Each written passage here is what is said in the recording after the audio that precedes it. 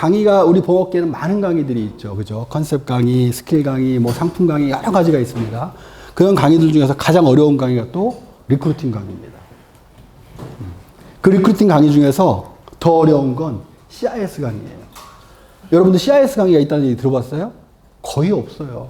리크루팅 강의는 있어요. 책들도 많아요. 리크루팅에 관련된 책들도 많아요. 이렇게 리크루팅 하면 된다라고 써 있는 책은 많은데 CIS를 어떻게 해야 된다는 책은 없어요. CIS를 강의한다는 얘기도 없고요. 그만큼 어렵기도 하고요. 그만큼 강사도 귀합니다. 근데 여러분들 정말 오늘 좋은 강의 오셨고요. 사실 오늘은 강의나 교육이라기보다는 여러분들은 필드에서 직접 리크루팅을 하시고, 그죠? 리크루팅을 하시는 분들이잖아요. 저는 리크루팅을 하는 사람이 아니라 리크루팅을 도와드리는 사람입니다. 결국 크로징, 마지막 리크루팅은 여러분들이 종지부를 찍으셔야 됩니다.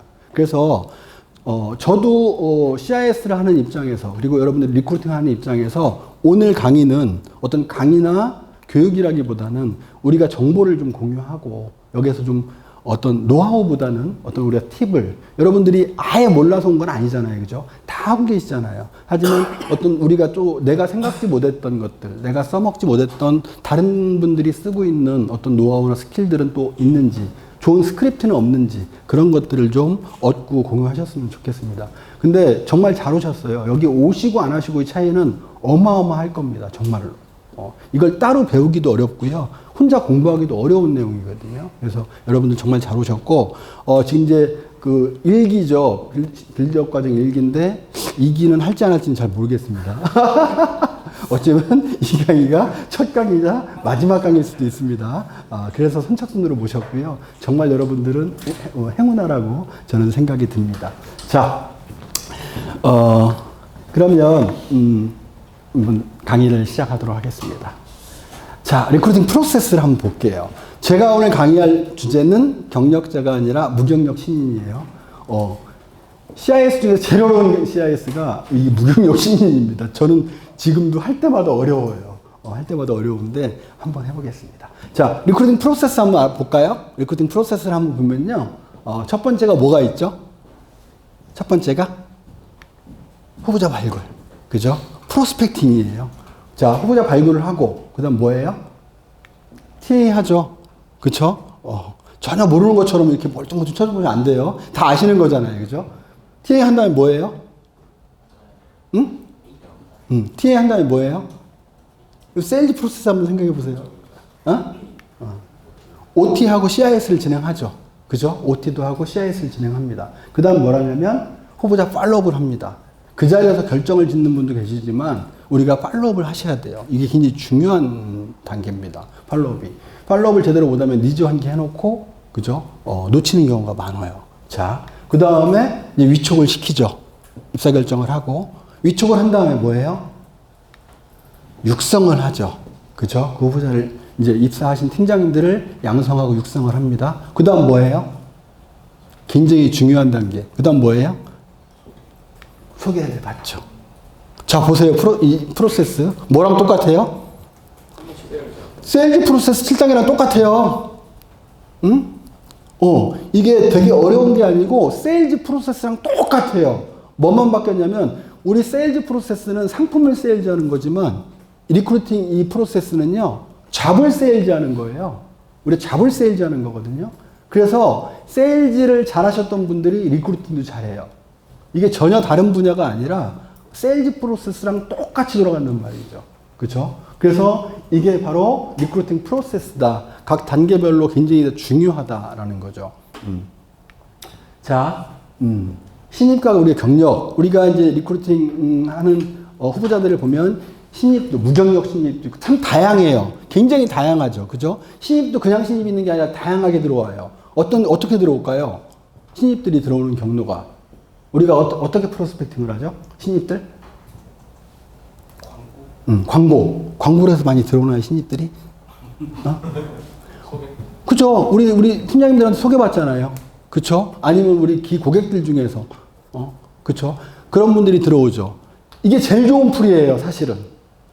무슨 일을 하는지 다 알고 있고, 그죠? 어떻게 일하는지도 알고 있어요. 근데 내가 이 일을 할까 말까만 결정해주면 돼. 그게 가장 좋은 그 후보자들이죠. 근데 가장 어려운 후보자가 왜 신입이 가장 쉬울 수도 있고 가장 어려울 수도 있는데 어려운 후보자는 누구냐면 저 여기 왜 불렀어요? 이런 후보자 있어요. 진짜 광고를 돌리거나 우리 잡사이트로 오거나 이건 최악의 후보자 중에서 경력자보다 더 어려운 이 최악의 후보자가 저 여기 뭐 하는 데예요? 이렇게 하고 온 후보자가 제일 어려워요. 오늘 CIS는 거기에 집중을 할 겁니다. 왜냐하면 그런 후보자들은 많지는 않아요. 하지만 우리가 최악을 공부하면 나머지는 너무나도 쉬워요.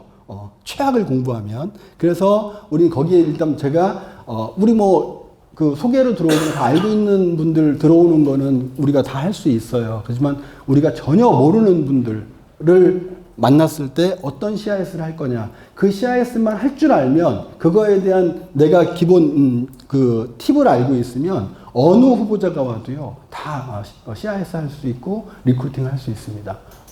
자, 근데 저도 CIS를 많이 해보지만은 정말 CIS를 잘한다고 해서 들어오는 경우는 극히 드물고요. 누가 CIS를 해도 들어올 만한 후보자를 만나면 됩니다. 이거는 여기가 아니라 삼성을 가든 신한을 가든 어딜 가도 누가 전화했는데 만났는데 이 사람은 맘먹고 있어 보험회사에 들어가려고 먼저 본 사람이 임자예요. 그게 가장 좋은 후보자거든요. 자, 그러면 우리가 이 특성을 좀 아셔야 됩니다. 신입과 경력의 차이가 어떤 습성을 갖고 있고 특성을 갖고 있는지. 자, 볼게요.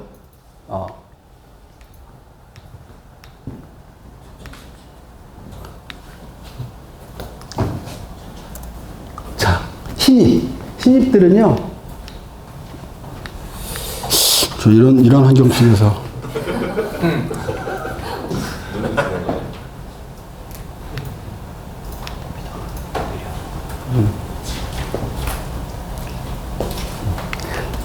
자, 볼게요. 신입들은 직업을 선택하는 겁니다. 직업. 맞죠? 직업을 선택하는 겁니다. 이걸 여러분들 염두에 두셔야 돼요. 신입들은 직업을 선택하는 거다. 자, 이분들은요, 뭐에 집중을 하셔야 되냐면, 이유와 명분을 주셔야 됩니다. 이분들한테 줘야 될 거는 이유와 명분을 주셔야 됩니다. 근데 우리 대부분 이유만 주죠, 이유.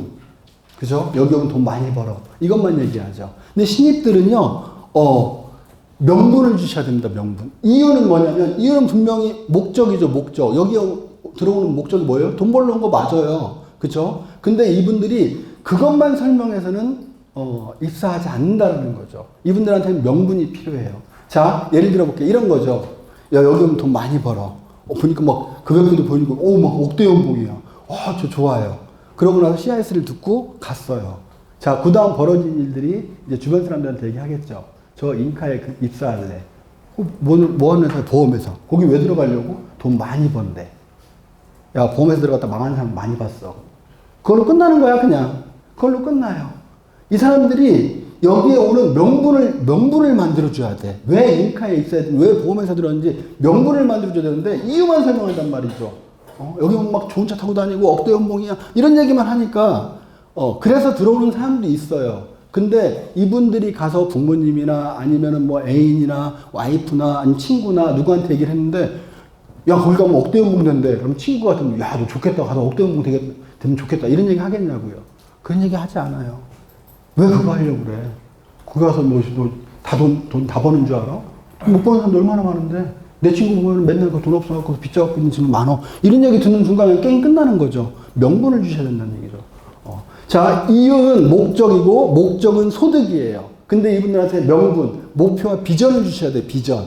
여기 오면 네가 어떻게 성장할 수 있어. 이게 비전이거든요. 그래야지만 이 친구가, 거기 가면은 열심히 일하면 돈도 많이 벌지만 또 이렇게 성장할 수 있대. 그래서 나는 이 부분 때문에 거기 갈 거야. 그래서 그 명분을 좀 주셔야 되는데 이유만 설명하면 안 된다는 얘기죠. 그래서 여기가 우리 이 신입들의 특징들, 직업을 선택하는 일이다. 이유와 명분을 줘야 된다. 그래서 이분들한테는 니즈 파악을 정확하게 하셔야 돼요. 질문을 많이 하시고 이분이 왜 일을 하려고 하는지, 진짜 저는 돈 많이 벌고 싶습니다. 그럼 목적만 얘기해도 괜찮아. 여기는 돈 많이 벌 수 있어, 열심히 하면. 그죠? 근데 그게 아닌 친구들도 막 열심히 일했는데 저는 꼭 돈만이 중요하다고 생각지 않습니다. 이렇게 얘기하는 친구도 있어요. 솔직하지 않은 얘기긴 하지만 그 친구가 또 중요하게 여기는 요소 따로 있단 말이죠. 그거에 대한 부분들에 대한 해답을 좀 주셔야 되는데 목적만 얘기하지 마셔라. 그래서 니즈 파악과 니즈 환기를 잘 하셔야 된다. 그래서 질문을 많이 던지고 정보에 대한 것들을 많이 얻으셔야 됩니다. 자, 경력은요. 경력은 뭘 선택하는 거예요? 경력자들이 이직을 할 때 뭘 선택하는 거예요? 직업을 선택하는 일인가요? 응? 그렇죠. 경력자들은 회사를 선택하는 겁니다. 회사. 그럼 이들이 왜 선택을 하냐는 거죠. 왜 이직을 하려고 하냐는 거죠. 여러 가지 이유가 있겠지만 크게 두 가지가 있겠죠. 회사의 문제, 사람의 문제. 그렇죠? 우리가 여러 가지 이유가 있지만 대부분 이런 것 때문에 이직을 하잖아요. 회사의 시스템에 실망을 하거나 아니면 회사는 만족하는데 같이 하고 있는 사람에 대한 실망감? 이런 것 때문에 이직을 하시는 거잖아요. 그렇죠? 그러면 이분들한테는요. 차별화와 변별력을 주셔야 돼요. 차별화와 변별력. 차별화는 나는, 우리 회사는, 우리 조직은 다른 데와 이런 차별화가 있어. 변별력은 뭐냐면 후보자들이 선택하는 거죠. 그들이 변별력을 갖는 거죠. 여기는 차별화가 돼 있구나. 내가 갖고 있었던, 내가 회사에, 그러니까 우리가 설명을 할 때 그 회사에, 그들이 소속해 있는 회사를 까가지고 우리를 부각시키는 방법보다는 거기 깔 필요 없어요. 오히려 더 멋있게 그 회사도 참 좋은 회사입니다. 좋은 회사일 겁니다. 어떤 회사가 나쁜 회사가 어디 있어요. 다 여러분들을 위해서 노력을 하지. 다만 상황과 여건이 안 되니까 그걸 못 해주는 거지. 근데 우리는 이런 것들을 해줄 수 있습니다. 라고만 하면 되죠. 그쵸? 그래서, 지금 속해 있는 회사를 깔 게 아니라 우리가 어떤 것들, 어떤 무기를 갖고 있고 그들이 가려운 부분들, 그들이 힘들어하는 부분들, 그들이 갈증을 갖고 있는 부분들, 그런 부분들만 설명해주면 그분들은 입사를 하십니다. 그쵸? 그래서 우리가 신입과 경력을 동일시 보는 게 아니라 신입들은 이러한 특성을 갖고 있고 경력들은 이러한 특성을 갖고 있다. 이런 것들을 먼저 사전에 좀 인지를 하고 접근을 하시면 좋을 것 같습니다. 자, 후보자가 거절을 하죠. 신입 후보자들이. 그쵸? 거절을 하죠. 거절은 뭐예요? 거절이 뭐예요? 우리 세일즈 할 때 거절이 뭐죠? 거절은 뭘 의미하는 거죠? 안 하겠다고 하는 건가요? 대답하기 싫으세요? 대표님, 저 이런 분위기에서 강의 못 하겠어요. 자, 거절은 뭐죠? 거절은요, 후보자의 걱정이에요. 걱정이고 두려움이에요. 우리 세일즈 할 때도 고객들이 거절하는 건 거절이 아니잖아요. 그들의 두려움과 걱정이잖아요. 내가 장기적으로 납입할 수 있을까? 그죠? 내가 지금 돈이 없는데. 우리가 거절 처리라는 건 두려움과 걱정을 해소시켜주는 걸 거절 처리라고 하는 거잖아요. 이들이 갖고 있는 두려움, 걱정, 그게 바로 후보자의 거절입니다. 그러면 이들이 두려워하고 있는 것들, 이들이 걱정하고 있는 것들이 무엇인가를 우리가 좀 파악을 할 필요가 있죠. 그죠? CIS의 정의를 보면 이런 거죠. 제가 생각하는 정의입니다. 후보자의 걱정을 극복하게 함으로써 결정을 도와주는 일인 거죠. CIS 안에는 회사 설명과 급여 체계 이런 것들도 중요하겠지만은 이들이 걱정하고 있는 거절 처리를 탁탁탁탁 해나가셔야 돼요. 그러면 CIS가 끝나면 자기가 걱정했던 것들이 막 질문하고 싶은 것들이 있었는데 CIS를 듣고 나서 거기 안에서 다 해결이 돼야 되겠죠. 우리는 CIS를 하면서 이들이 걱정이 뭔지를 파악을 하고 이 부분을 해결을 하나씩 해결해주고 이거 해결됐지 하면서 우리가 느껴가면서 CIS를 하셔야지 일방적으로 CIS를 하면 안 된다는 얘기죠. 그렇죠? 그래서 후보자의 걱정을 극복하게 함으로써 결정을 도와주는 것이 바로 CIS다. 자, 명량이죠, 명량. 여기에 명언이 나왔습니다, 명언. 명언이 뭐라고 나오냐면 이런 명언이 있죠, 그죠? 두려움을 용기로 바꿀 수만 있다면. 그죠? 저는 이걸 좀 바꿔봤어요. 후보자의 두려움을 설렘으로 바꿀 수만 있다면. 그죠? 이게 바로 CIS다. 후보자에게 설렘을 주고, 기대감을 주고, 흥분감을 주는 게 바로 CIS다. 그죠? 자, 후보자의 거절. 우리가 그 신입분들 리크루팅 해보셨죠? 어떤 거절이 있을까요? 자, 지금부터 제가 5분의 시간을 드리겠습니다. 조별로 신입 후보자들의 거절을 5가지만 토의해서 작성 한번 해보세요. 지금부터 5분 드릴게요. 후보자들이 어떤 걱정을 하는지, 어떤 거절이 나오는지. 자, 누가 하나 기록하시고, 한 5가지씩만, 여기는 뭐 서로 안 친한가 봐요. 그죠? 그죠? 네, 이렇게 했죠. 여기가 좀 최악의 조가 될 것 같다고.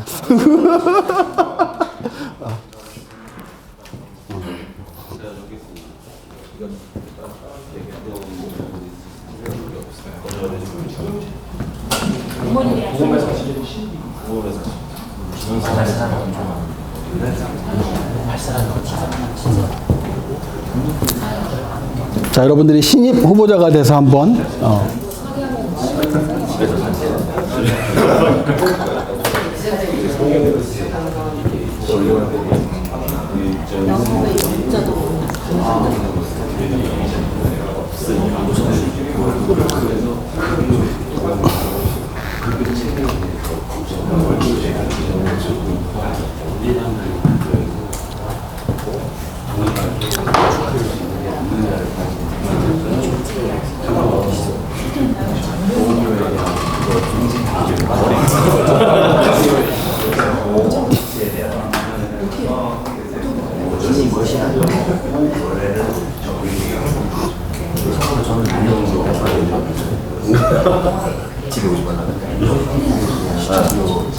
자, 3분 남았습니다. 지식? 그런 말은 못했어요. 내가 보면 시험 쳐야 되는 여섯 번 떨어지네.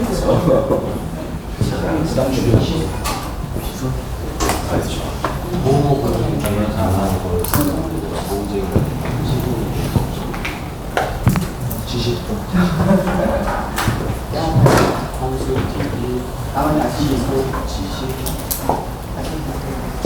저 여기 몇 개 했어요? 할 수 있는 거 다 써보세요. 많이 쓰는 게 유리해. 여긴 거절이 별로 없으신가요? 쓰셨어요? 네, 4개요? 한수 TV, 주변 시설, 보험의 지식, 보험에 관한 지식, 그리고 이제 한계 결정. 이게 지금 이제 우리가 최악의 상황이라고 했잖아요. 이 환수 이 정도는 다 알고 있는 이런 사람들은 쉽거든요. 그죠? 완전히 무경력 신인, 아예 경험도 없고. 그러면은 환수를 급여에 대한 내용으로 바꾸시면 안정감. 이 정도 뭐 DB 이런 거 얘기할 정도면은 어디 가서 시야에서 들어본 사람들이잖아요. 그죠?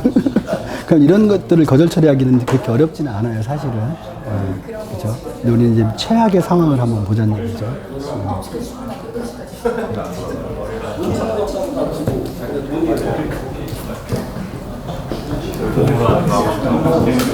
통계는 숨겨놓고 프로모션 같은 거 다 따져. 여기 다 몇 개 하셨어요? 다 했어? 5개 다. 야, 역시.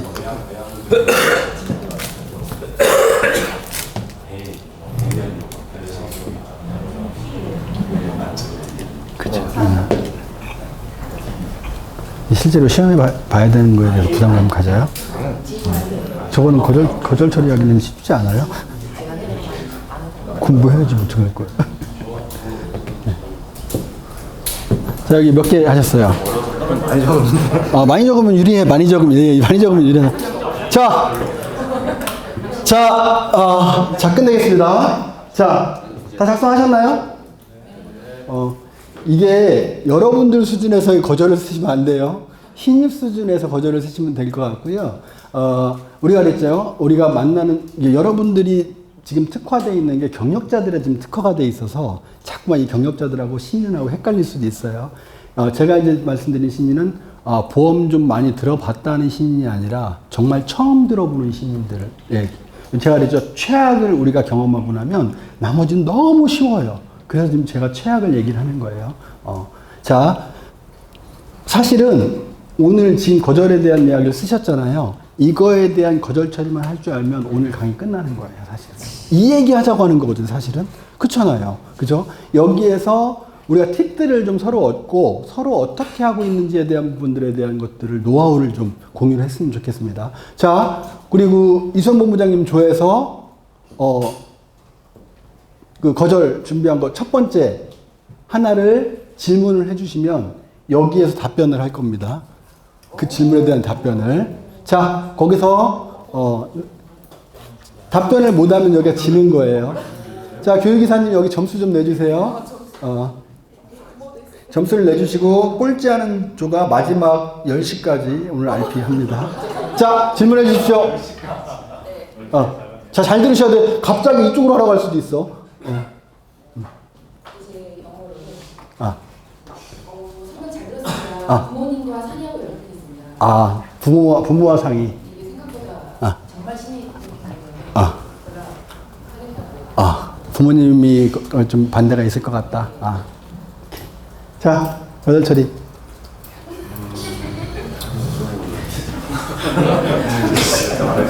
설명 잘 들었는데요. 저는 아무래도 좀 걱정이 되는 게 부모님이 좀 반대를 하실 것 같아서요. 혹시 나이가 몇 살이시죠? 27입니다.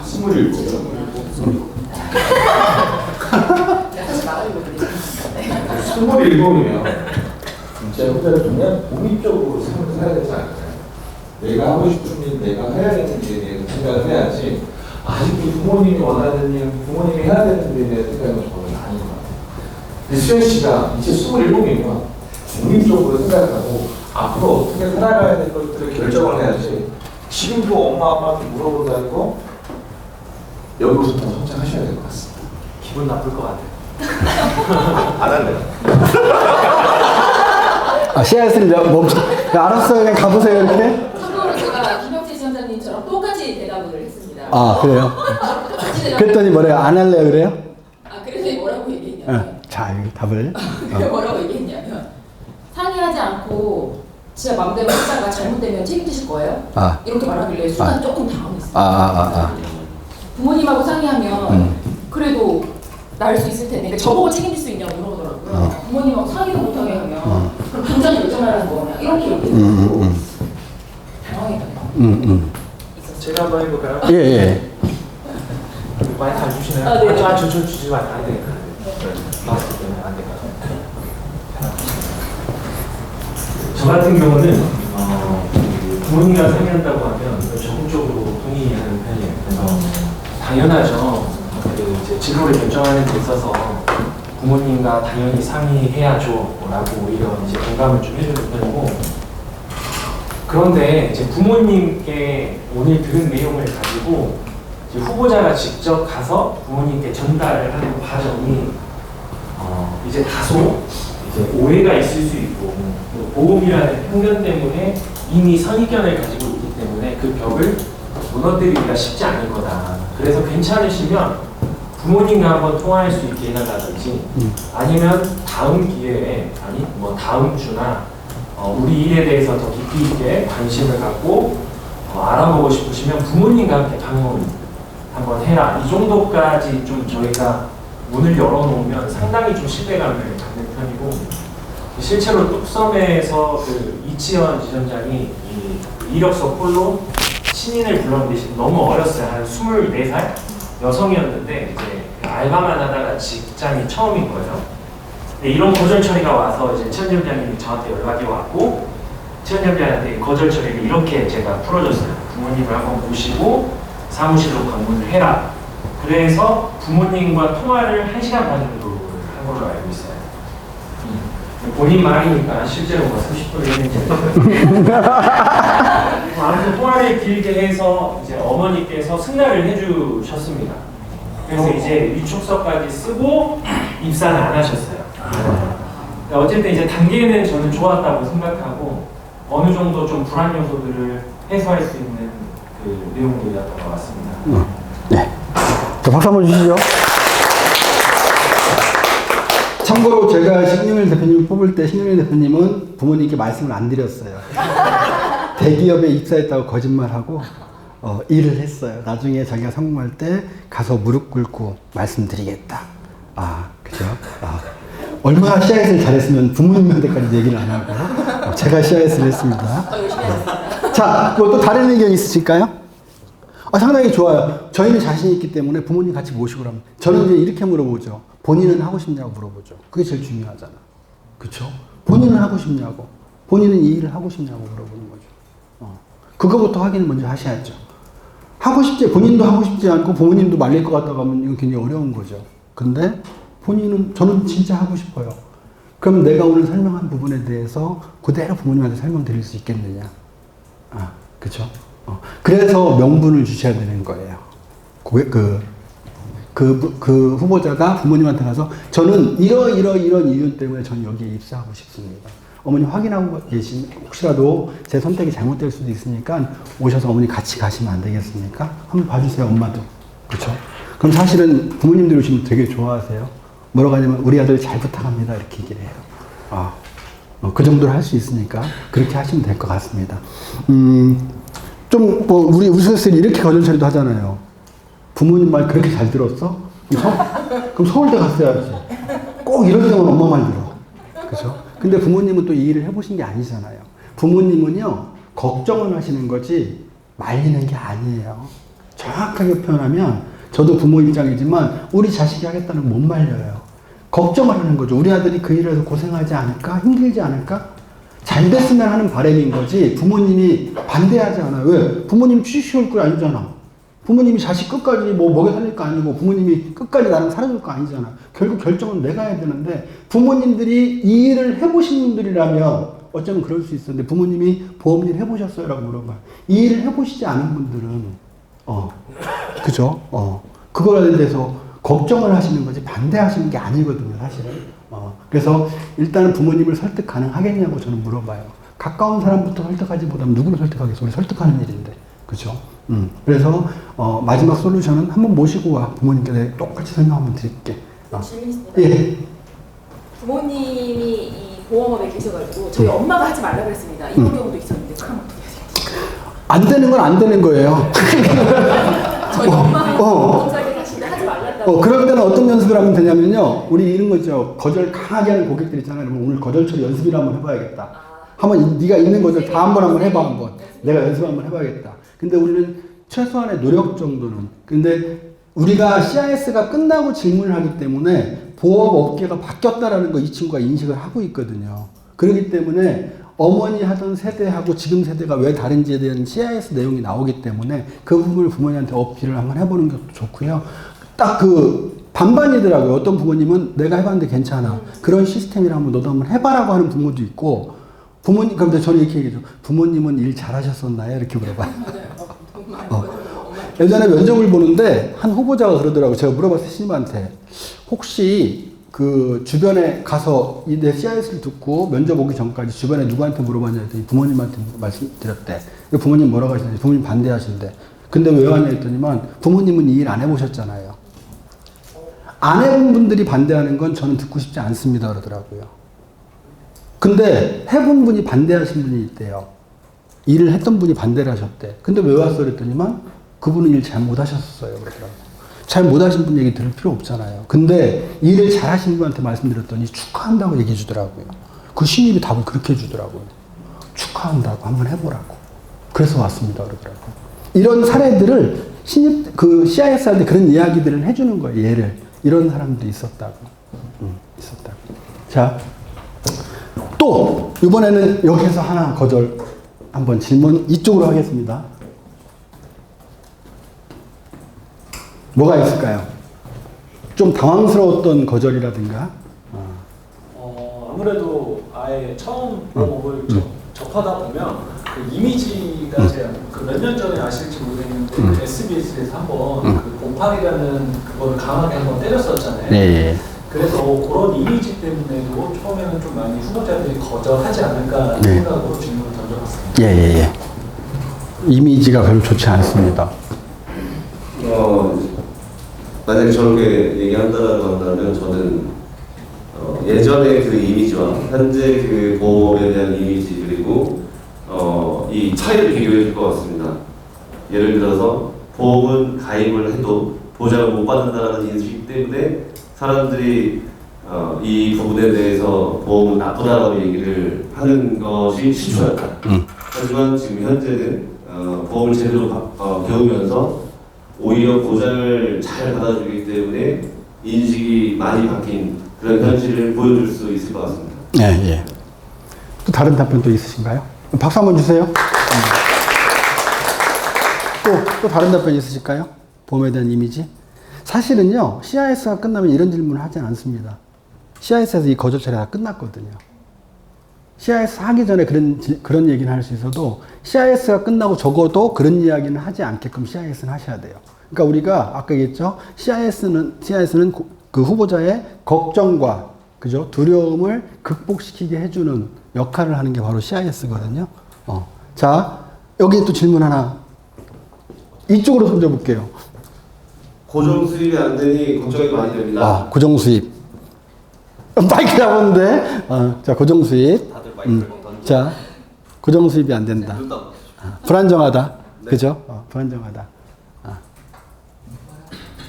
고정 수입이 안 된다. 이거 뭐 많이 받을 수도 있고 뭐 못 받을 수도 있고 이거 뭐 고정 수입이 안 되는데 안정적이지 않지 않느냐. 저는 그랬습니다. 월급쟁이로 생활을 하다가 보니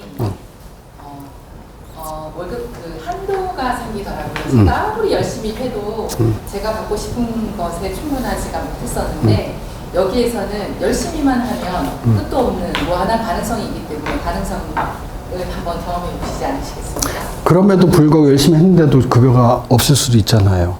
그렇잖아요. 빵일 수도 있잖아요. 그죠? 기본급 안 주니까. 그러면 아무것도 하지 않으면 원래 제로였습니다.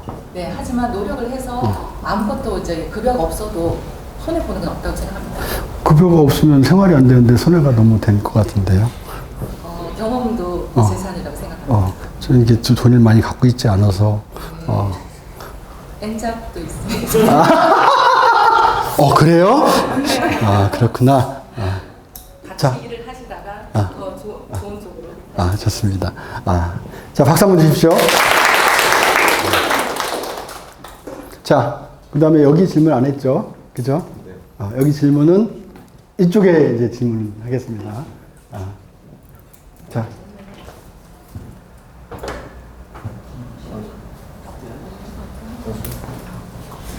보험회사 들어오면 빚만 생기라고 하던데요. 누가요? 주변에. 통장 까줘. 보험회사 들어오면 주변에 빚만 생긴대요.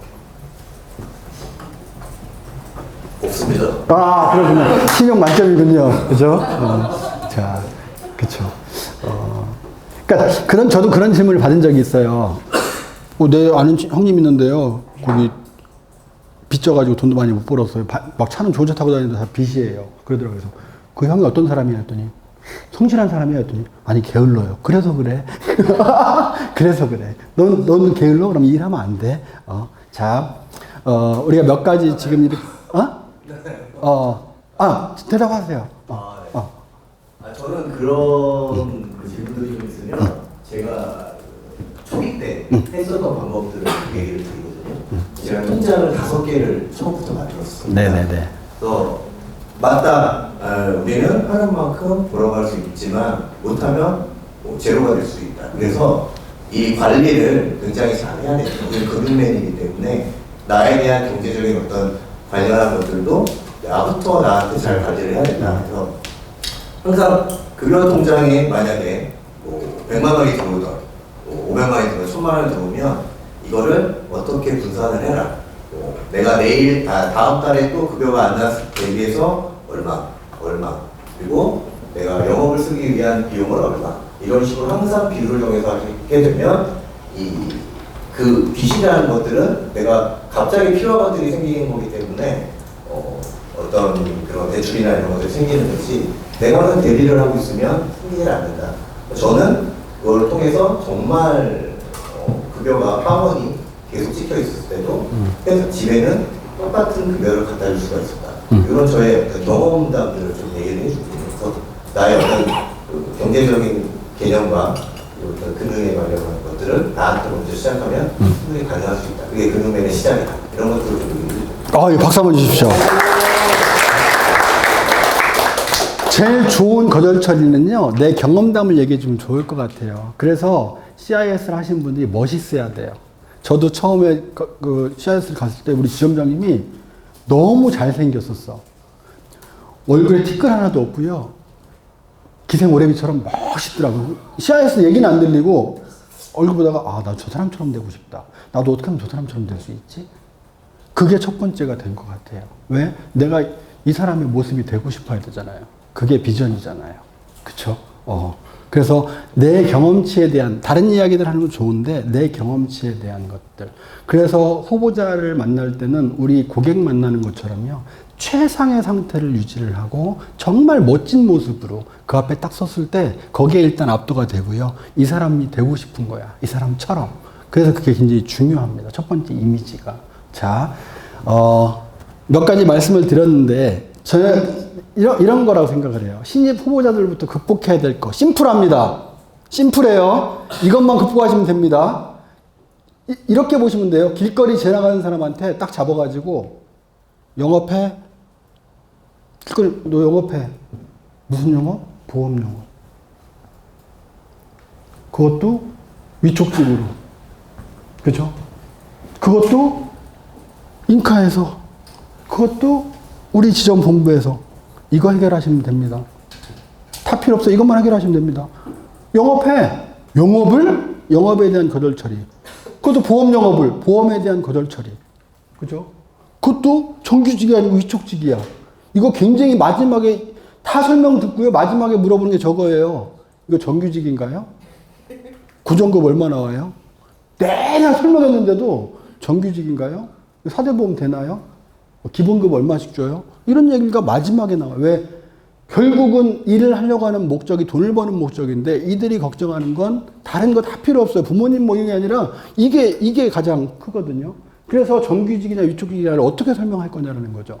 그 다음에 근데 그럼 네 얘기 들어보니까 좋은 거 같네. 근데 내가 왜 굳이 인카에서 해야 돼? 여기서 회사 후회가 나와야 되는 거고요. 그 다음에 여러분들의 차별화를 또 만드셔야 돼요.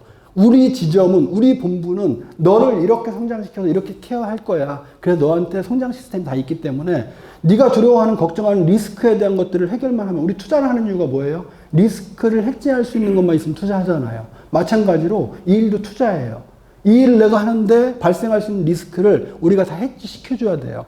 이렇게 모든 것들을 다 해줬음에도 불구하고 네가 이 일을 안 하겠다고 하면 너는 어디서도 일을 할 수가 없어 라고 얘기를 하셔야 돼요. 그래서 제가 CIS를 계속 하면서 결국 무경력 신인은 이거예요. 영업해. 보면 뭐 사무직 하려고 왔는데, 마케팅 하러 왔는데, 이런 얘기하고 앉아있어요. 그죠? 영업해. 그것도 보험 영업을. 그것도 정규직이 아닌 위촉직으로. 왜 굳이 인카에서 해야 돼? 그래, 여기까지는 이해했어. 근데 왜 인카에서 해야 돼? 그리고 내가 왜 굳이 여기 당신하고 해야 돼? 이거에 대한 해결책을 주셔야지만 신입들이 들어옵니다. 아마 여러분들 질문이 다 이 부분 안에 다 귀결되어 있다고 생각하고요. 이 부분이 사실은 가장 설명하기가 어려운 부분이라고 저는 생각이 듭니다. 자, 그러면 우리 항상 후보자들이 오면 먼저 질문하는 게 있죠. 질문을 잘 하셔야 됩니다. 그 OT 과정에서 질문을 하셔야 돼요. 후보자가 왔어요. 그러면 CIS를 막 일방적으로 진행하는 게 아니라 충분한 정보를 좀 얻으셔야 됩니다. 그래서 이 친구 니즈가 뭔지를 파악하기 위해서는 이런 질문을 던집니다. 당신이 직업을 선택하는 데 있어서 가장 중요하게 여기는 고려하는 요소가 뭐냐라고 물어보셔야 됩니다. 그럼 어떤 친구는 돈에 대한 이야기를 하는 친구가 있고요. 어떤 친구는 또 뭘 중요하게 여길까요? 제가 경험한 건 정장 입고 다니는 그런 직장의 그런 로망. 네. 그렇죠. 또 뭐가 있을까요? 안정성. 그렇죠. 제가 요약을 해보면요, 저는 많이 CIS를 해봤잖아요. 후본 현대에서는요, 거의 하루에 5명씩 신입만, 무경력 신입만, 길거리 지나가는 무경력 신입만 CIS를 제가 해봤어요. 하루에 5명씩. 근데 이들한테 제가 물어봐요. 직업 선택을 하는데 고려한 사항이 뭐냐고. 그러면 뭐 쭉 얘기를 하는데 제가 이렇게 얘기를 해요. 첫 번째는요, 안정적이었으면 좋겠다. 직업을 선택하는 데 있어서. 두 번째는 성장했으면 좋겠다. 세 번째 비전이 있었으면 좋겠다. 이게 후보자들이 여러 가지 형태로 얘기를 하지만 결국은 저 카테고리 안에 다 들어가 있다는 얘기죠. 근데 저 얘기를 제가 먼저 얘들이 걱정하고 있는 걸 먼저 풀어버려요, 그냥. 먼저 얘기를 해버려요. 자, 안정적이었으면 좋겠다. 그러면 이 직업이 안정적이냐? 이 부분에 대한 답변을 내가 드리는 거잖아요. 그죠? 안정적이었으면 좋겠다. 안정은 두 가지 안정이 있어요. 첫 번째는 경제적인 안정, 급여에 대한 안정. 두 번째는 직업에 대한 안정, 오랫동안 근무했으면 좋겠다. 이 두 가지의 안정을 찾는 거 맞죠? 그러면 맞다라고 얘기를 하죠. 그죠? 그럼 경제적인 안정. 자, 그래서 지금 보니까 이직을 몇 군데 하셨는데 안정적인 회사를 좀 찾고 계시죠? 맞대. 찾으셨어요? 이렇게 물어봐요. 찾으셨어요? 안정적인 거? 지금 찾고 있대요. 아마 죽을 때까지 못 찾을 겁니다. 저는 그래요. 왜냐하면 시작부터 잘못됐거든. 안정은 찾는 대상이 아니에요. 안정은 만들어가는 대상이에요. 이 세상에는요, 안정된 직업은 단 하나도 없어요. 뭐가 안정됐어요? 대통령이 안정돼서 지금 탄핵되게 생겼는데, 지금? 뭐 회사의 대표이사가 안정돼? 거기 저기 주들한테 신임 못 받아버리면 아웃인데? 네가 회사를 만들어도 안정적인 회사를 못 만들어. 뭐냐? 안정은 찾는 대상이 아니라 내가 만들어가는 대상인 건데, 죽을 때까지 못 찾고 앉아있는 거죠. 두 번째, 못 찾는 이유가 뭐냐면, 당신 이직한 회사를 쭉 보다 보니까, 간판만 바꿨네. 시스템은 똑같고 간판만 바꿨어. 그러니까 계속해서 이직하는 거야. 아마 다른 데 또 들어가다 쳐? 거기 또 다른 데 또 면접 보고 있을 거야. 왜? 안정은 찾는 대상이 아니라 내가 만들어가는 대상이다. 그동안에 당신 월급 받았잖아. 그치? 안정적이었어. 근데 안정적인 직업 왜 나왔는데? 왜 나왔는데 또 안정적이게 찾았는데 월급 매달 깔리는 안정적이라고 했잖아. 그죠? 한 달만 안정적인 거지, 착시현상인 거죠. 그걸 안정적이라고 생각을 하는 거죠. 근데 여기에 하나의 질문을 던져버리면 이 안정이 깨져버립니다. 매달 월급 받는 게 안정적이다? 여기 어떤 질문을 던지냐면, 언제까지 다닐 수 있는데? 응? 언제까지 다닐 수 있는데? 그 질문 하나면 있잖아요. 몰라, 자기가 오너가 아니기 때문에. 그쵸? 요즘은 뭐 직장에 보장되어 있는 직장이 어디 있어? 그죠? 신한은행 작년에 83년생부터 명예퇴직 받았어요. 40살부터. 그 사람은 안정된 직장이라고 들어갔단 말이죠. 남에 의해서, 지금 당신은 남에 의해서 책정된 급여를 받고, 남에 의해서 평가받고, 남에 의해서 판단되어지는 직업을 가졌을 때는 당신은 안정이라는 걸 포기해야 된다는 얘기죠. 왜? 남에 의해서 결정되어지기 때문에. 마치 안정된 것처럼 보일 뿐인 거지, 그게 안정이 아니라는 얘기죠. 그렇죠? 결국은 안정은 만들어가는 대상이다라는 거죠. 그리고 오래 일하고 싶어. 다 오래 일하고 싶어 하지. 그죠? 제가 이제 54인데 제 ROTC 동기들 밴드가 있어요. 그 ROTC 밴드에는 1000명이 들어가 있어요. 거기는 서울대부터 제주도까지 다 들어와 있어요. 얼마 전에 웅진 출판사 대표이사 이재진이 연대 나온 친구가 제 동기인데, 걔도 저기 퇴직했더라고요. 퇴직했어요. 퇴직한 친구, 은행 다니는 친구 퇴직했다고 계속 올라오는데 1000명 중에 500명이 지금 회사를 잘렸어요. 그 엘리트들이 삼성, 현대 다니는 친구들이 다 지금 퇴직을, 반이 500명 정확하게. 반은 어디가 있냐면 쿠팡 물류센터가 있어요. 한 놈이 가니까 다 따라갔어. 54살에. 야, 여기 돈 버는 거다. 이렇게 하면서 따라갔어. 한쪽 갔더니 또 막 그 건강 막 보조식품 뭐죠? 그 있어. 이름도 있는데. 거기 가갖고 또 그거 다 하고 앉아있어요. 이들은 오랫동안 일 안 하고 싶었겠냐고요. 이들이 그 좋은 대학교를 나와서 그 명문대학교를 들어갔을 때는, 그 좋은 회사를 들어갔을 때는 아마 자기는 죽을 때까지 거기 정년 때까지 다닐 거라고 생각을 했단 말이죠. 근데 상상을 못 해요. 생각을 못 한단 말이죠. 근데 왜 그러냐라는 거죠. 왜 그들이 오래 일을 못 하냐라는 거죠. 그거에 대한 설명을 저는 이렇게 드려요. 회사는요, 이익을 추구하는 집단이에요. 그쵸? 예를 들어서, 20년 된 부장, 연봉 1억 2천이야. 근데 이 사람이 할 수 있는 일을 신입을 뽑았는데 연봉 3천만 정도 할 수 있어. 여기서 키워드가 뭐냐면요, 대체 불가예요. 네가 오늘 CIS 들으면서 두 가지 키워드가 내가 줄 건데, 첫 번째 키워드는 대체 불가. 네가 하려고 하는 일이 대체 불가한 일이냐죠. 어떤 일 하고 싶어 물어봐요. 그러면 마케팅하고 사무직 하고 싶다는 얘기가 많아요. 사무직 하고 싶어요. 그래? 지금부터 내가 얘기하는데 하고 싶은 일 하지 마. 하고 싶은 일 하지 마. 하고 싶은 일은 동호회 가서 해. 그럼 지금부터 네가 뭘 해야 되냐면, 너만 할 수 있는 일을 해야 돼. 대체 불가한 일. 우리가 직업적으로, 경제적으로 안정된 직업을 가진 사람들은요, 대체 불가한 일을 하는 사람들이에요. 자, 의사들 돈 많이 벌죠. 의사들은 많아요. 근데 그 사람하고 똑같이 할 수 있는 사람은 그 사람밖에 없어요. 그래서 그 사람을 대체할 수 있는 사람은 없어. 대체할 의사는 있어도 이 사람하고 똑같이 수술할 수 있는 사람은 없단 말이죠. 그쵸? 대체 불가한 일. 네가 하려고 하는 일은 누구나 다 할 수 있는 일이고 누구나 다 하고 싶어 하는 일이야. 그래서 네가 오래 못 다니는 거야. 근데 넌 자꾸만 그 일을 추구하잖아. 그 일을 여태까지 해왔었잖아. 그래서 오래 다니고 싶어도 네가 못 다녀. 그래서 네가 직업적인 안정도 가질 수도 없다라는 거예요. 성장? 대기업 들어가 보세요. 성장 같은 소리 하고 저도 대기업에 있다가 답답해갖고 나왔는데 정말 부속품. 대기업도 보면은요, 저도 이렇게 인사 담당을 하고 있는데 현대에서도요, 한 달에 대리 사원급들이 한 달에 두세 명은 꼭 퇴사를 해요. 그렇게 어렵게 입사를 해서. 이해가 안 가죠. 이 구직자들은 이해를 못 해요. 어떻게 현대자동차 그룹에 들어갔는데 퇴사를 하지? 답답하니까. 사람이니까. 돈 받는다고 일하는 거 아니에요. 지금은 당장 너 월급만 주면 일하고 싶어 하지. 근데 그 안에 성장을 못하면요, 사람인지라 답답해해요. 마음껏 일하고 싶은데 마음껏 일을 할 수 없어요. 기계 부속품처럼 일을 하기 때문에. 똑같은 일을 계속 반복하고 네가 할 능력이 적기 때문에. 근데 우리 일은 금융일이잖아요. 그죠? 굉장히 시대에 발맞춰서 굉장히 빠르게 움직인단 말이죠. 그래서 공부도 많이 해야 되고 시대를 앞서간단 말이죠. 그래서 성장이라는 부분들은 여기서 계속 시대를 앞서가 성장할 수 있는 부분에 대한 설명을 드리고요. 비전은 어떻게 설명하면 저는 이렇게 설명을 해요. 어떤 친구는 와서 이 회사의 비전은 뭡니까? 저한테 그러더라고요. 그래서 제가 뭐라고 했냐면 이 회사의 비전은 당신하고 아무 상관없어. 여기 주주들의 비전이지. 그치? 물론 네가 일을 하는 데 있어서 굉장히 중요한 요소가 되긴 할 텐데 당신하고 이렇게 직접적으로 연관되지는 않았어. 그럼 비전 내가 보여줄게. 비전 누구야? 비전 나야. 내가 비전이야. 나도 너처럼 입사해서 이렇게 와서 이렇게 성장했고 지금 이런 직급을 가지고 여기서 일을 하고 있어. 자, 네가 어떤 회사에 들어갔을 때 그 회사의 비전을 볼 수 있는 건 뭐냐면 5년 된 선배, 10년 된 선배의 모습을 한번 봐봐. 그 모습을 따라하고 싶으면 그 회사는 반드시 들어가. 거긴 비전 있는 회사니까. 왜? 5년 후에 10년 후에 모습이 내가 저 모습, 나 저 선배처럼 되고 싶어. 퇴직을 앞두고 있는 진급도 안 되고 차장만 20년 동안 하고 앉아있고 맨날 앉아갖고서 졸고 앉아있는 저 선배의 모습이 참 비전이 있어 보여. 그럼 거기 있어.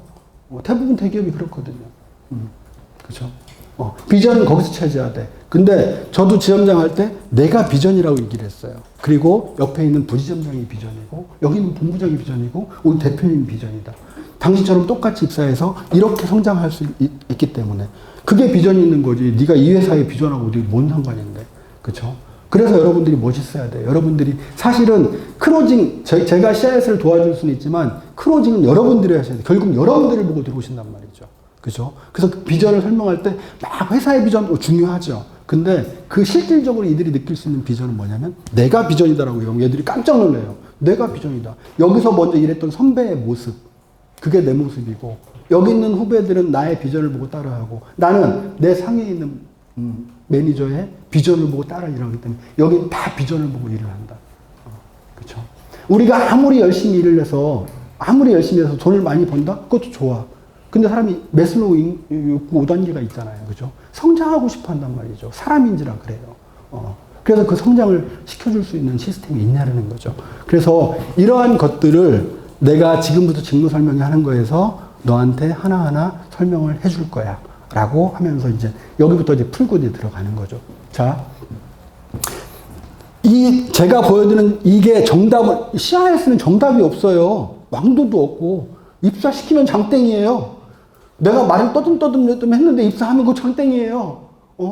입사하려고 맘먹은 사람 만나가지고 막 얘기했는데 입사한대요. 장땡이에요. 제가 보여드리는 내용이 이게 정석이고 정답이 아니라 그래도 많이 해봤기 때문에 기준되는 부분들 여기에서 필요한 장표들 쓰시고요. 여기서 필요한 스크립트를 쓰시면 돼요. 그것 때문에 제가 강의를 하는 거예요. 자, 제가 신입들이 오면 이렇게 얘기를 해줘요. 그래도 먼저 대한민국 취업의 트렌드. 너 여기 왔으니까 내가 너한테 정보 준다고 했잖아.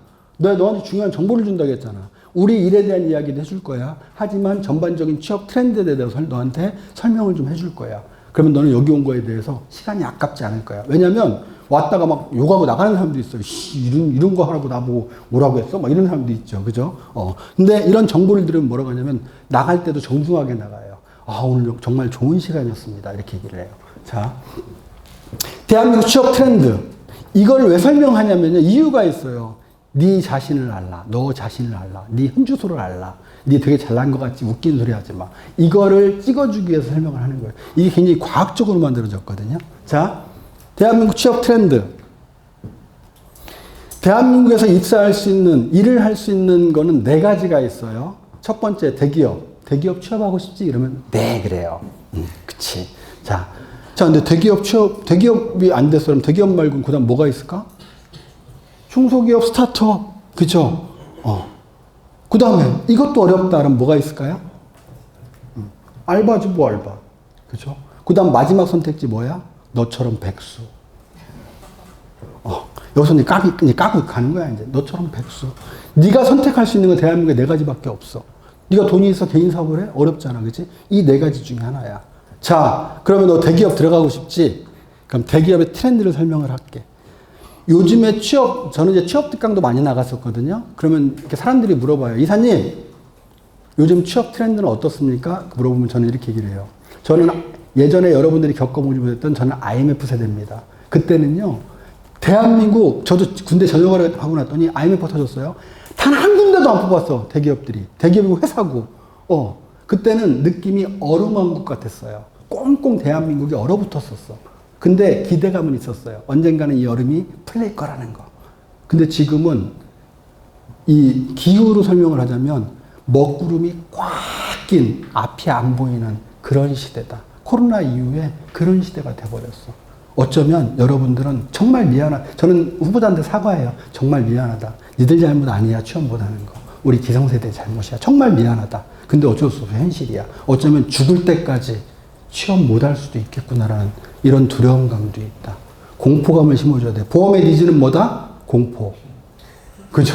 보험의 니즈는 얼마나 공포감을 심어주냐에 따라서 그 보험을 판매할 수 있는 거잖아요. 이것도 공포감을 줘야 돼. 네가 안일하게 생각하고 있는 거에 대한 공포감. 죽을 때까지 취업을 못하는 수도 있다는 생각이 든다. 나도 자식을 키우지만 우리의 자녀들도 취업 못할 수 있을 것 같다는 공포감이 든다. 자, 너 대기업 들어가고 싶지? 그럼 숫자를 제가 보여주죠. 10.5. 이게 뭐냐면요.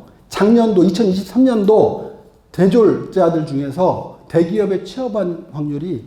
10.5%만이 상위 10.5%만이 대기업에 취업을 했어요. 그게 신문기사에 자료가 나와요. 그러면 물어보죠. 네가 스펙이 상위 10% 안에 들어가? 너 서울 연고대 나왔어? 스카이? 전문대 나왔네? 그지? 그래서 네가 대기업 취업 못 되는 거야. 상위 당년 대학 졸업자 중에서 10.5%만이 대기업에 들어갔어요. 그러니까 현실을 자각시켜 주는 거야. 근데 10.5%가 어렵게 들어가서 언제까지 일을 해요? 55세 명예퇴직 해요. 저도 현대자동차 그룹에 있었기 때문에 55대가 되면은 임금피크제를 하는데 대부분 임금피크제 안 하고 다 그냥 명예퇴직해요. 되게 웃겨요. 현대자동차 그룹은 12월 달에 원래 퇴사를 해야 되는데 9월 달에 빨리 나가래요. 좀 보기 싫다고. 9월 달에 빨리 나가래요. 사장님이. 되게 웃기죠. 10월 달에까지 다니고 싶은데. 네가 이렇게 어렵게 들어가도 55세까지야. 지금 100세 인생 아니야? 나머지 어떻게 살라고. 그렇죠? 근데 더 웃긴 거는 55세까지 갈 확률이요. 9.8%예요. 10.5%가 대기업에 들어가서 55세까지 들어갈 확률이 9.8%. 그 전에 다 그만둬요. 10배 교육은 뭐냐면 그나마 작년도에 대기업 10곳 중에 6곳 하반기 신규 채용이 없대요. 지금 현실이 이래. 이게 취업 트렌드야. 그러니까 너는 이제 대기업은 좀 이제 접었으면 좋겠다. 그쵸? 그러면 대기업에 취업하기 한 진짜 어려운 이유가 뭐냐면요. 요즘 신규 채용을 안 해요. 제가 있던 현대도 신규 채용을 안 해요. 인턴 뽑아요. 근데 인턴을 왜 뽑는 줄 아세요? 지금 여러분들이 신입들을 만나면 지금 하반기 채용 시즌이에요. 그죠? 공채 시즌이에요. 그래서 요즘 9월달은 조금 그 입사하기가 좀 어렵죠. 자기 원서. 뽑는지 안 뽑거든요. 근데 그 원서를 내. 예. 근데 현대도 압박을 받아. 사람 좀 뽑으라고 정부에서. 자, 우리나라는 지금요, 성숙기에 접어들었기 때문에 대규모 신규 산업이 안 일어나기 때문에 신입들이 필요가 없어요. 뽑을 수가 없어요. 근데 그래서 어떻게 보면 인턴을 뽑아요. 그 여자한테 신입들한테 물어보면 그래요. 원서 넣을 데가 없다는 거야. 제가 그 TM 알바를 뽑는데 이대생들이 와요. 이대생들을 제가 계속 걔들 알바 시급 10,000원 주고 뽑았어요. 근데 야, 왜 취업을 안 해야지? 취업할 곳이 없어요. 왜? 했더니 경력자만 뽑아요. 경력자만. 근데 이것들이 일을 시켜야지 경력이 생길 거 아니야. 일도 안 시키고 맨날 경력자만 뽑아. 그죠? 애들의 불만이에요. 자, 그래서 인턴 위주로 뽑는데 현대자동차 그룹도요. 요번에 인턴 사원을 작년에 10명을 뽑았어요. 대표이사님이 야 정부에서 하도 뽑으라고 하니까 10명 뽑아라. 근데 공고를 올렸는데 몇 명이 왔냐면요. 2만 명이 지원을 했어요. 인사팀 상무가 와갖고 저한테 이사님 어떻게 하죠? 그러길래 몇 명한테 2만 명이 왔대. 10명 뽑는데. 그래서 어떻게 했어요? 그랬더니 여러분들 자소서 열심히 쓰시죠? 웃기는 소리 하지 마세요. 일단 나래비 세워 그래요. 일단 스펙 갖고 나래비 세워 그래요. 서울연고대 카이스트 유학파 중에서는 석사 이상만 딱 잘라요 그냥. 나머지 다 버려버려요. 자소서. 그러니까 너 자소서 열심히 쓰지 마. 네 거 안 읽어봐. 그래서 추렸더니 몇 명이야? 500명이더래요. 500명. 그 중에서 토익 만점자 뽑아야지, 이거는. 그것도 50명. 50명을 어떻게 면접을 보냐면, 이제 사람이 면접 안 봐요. AI가 면접 봐. 처음으로 도입을 해서 AI가 이 사람 눈동자, 말하는 목소리, 거짓말을 하는지 다 분석해가지고 사람을 뽑아요. 그렇게 뽑아서 6개월 인턴하고 정규직 전화 안 해요. 이게 현실이에요. 이게 대기업의 현실. 왜? 대기업은요, 경력자 위주로 수시 채용을 해요. 수시 채용을 하는데, 잡코리아 열심히 올려보세요. 잡코리아 열심히 올려. 너 지금 잡코리아에서 왔잖아. 열심히 올렸잖아. 그지? 근데 오라소리 없잖아.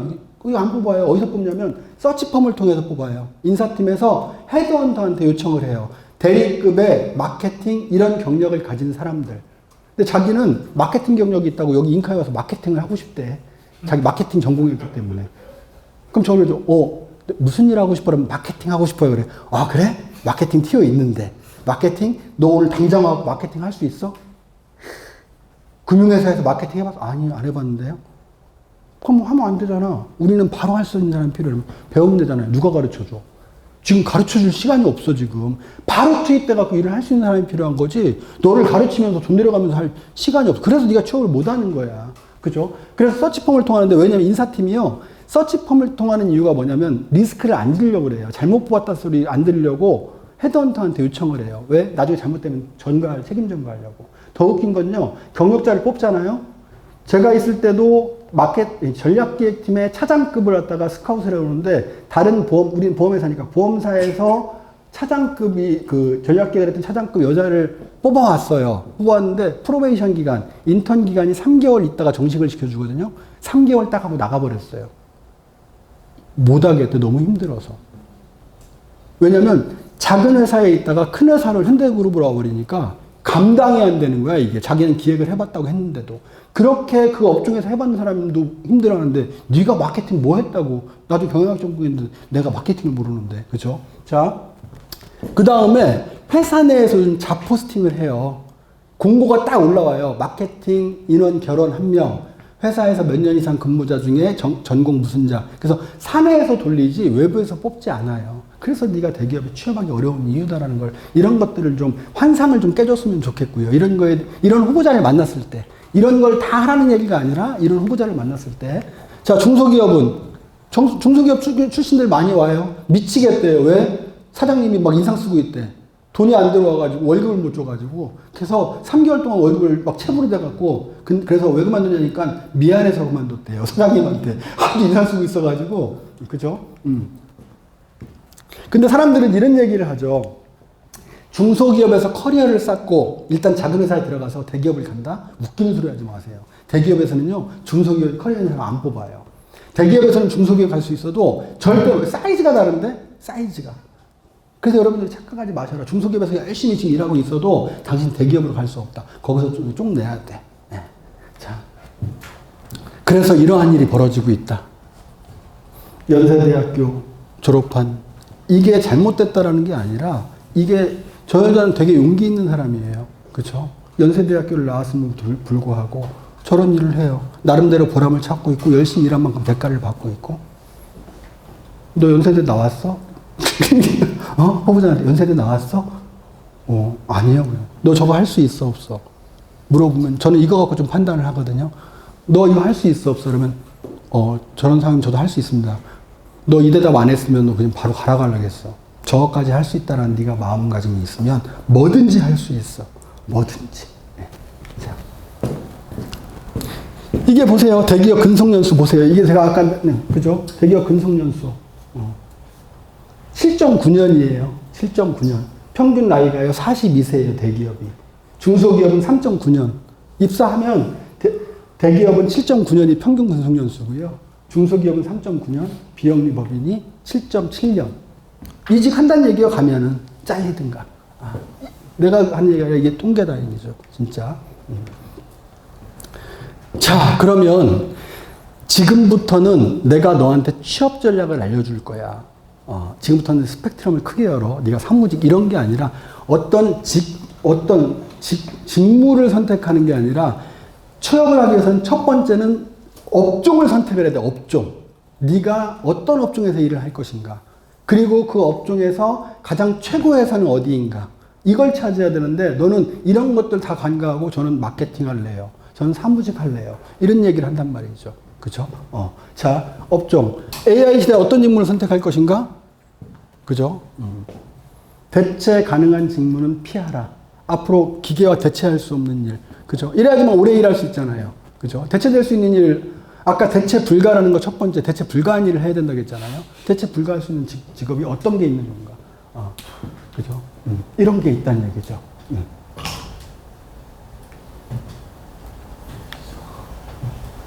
자, 그러면 유망 업종을 선택해라. 어떤 업종을 선택할까? 제가 이제 CIS, 우리 교육할 때 보여줬던 그거예요. 자, 앞으로 유망한 업종이 네가 적어도 이 직업을, 이 경제생활을 시작한다면은 20년, 30년, 아니 40년, 50년 일을 해야 되는데 40년, 50년 동안 일을 하는 과정에 이런 코로나가 발생을 해서 갑자기 네가 선택한 업종이 사양사람이 돼버리나? 망해버리면 그때 넌 또 직업을 새로 얻어야 되잖아. 코로나 이전에 유망한 업종이었던 것들이 코로나 이후를 겪으면서 막 사양사람으로 겪는단 말이죠. 알 수 없는 세상이 돼버렸어요. 그럼 명확하게 네가 선택한 업종이 앞으로 40년, 50년, 100년이 가도 성장 가능하고 사양산업이 되지 않는 그 업종을 선택해야 된다. 뭐가 있을까? 라고 질문을 던져요. 뭐가 있을까? 그럼 뭐 AI도 있고 뭐 반도체도 있고 얘기를 해요. 자, 우리는 선진국 사례를 보면 된다. 선진국. 우리는 선진국을 따라가잖아요. 그죠? 미국이나 유럽, 그죠? 이런 데를 보게 되면 어떤 업종이 유망한 업종으로 성장하고 있냐면 첫 번째는 금융업이다라고 얘기. 여기서부터는 이제 보험으로 슬슬 끌어들이기 시작하죠. 첫 번째는 본인의 자각을 시켜주고 그 다음부터는 이제 금융으로 이제 끌고 들어오면서 보험으로 끌고 들어오는 작업을 하는 거예요.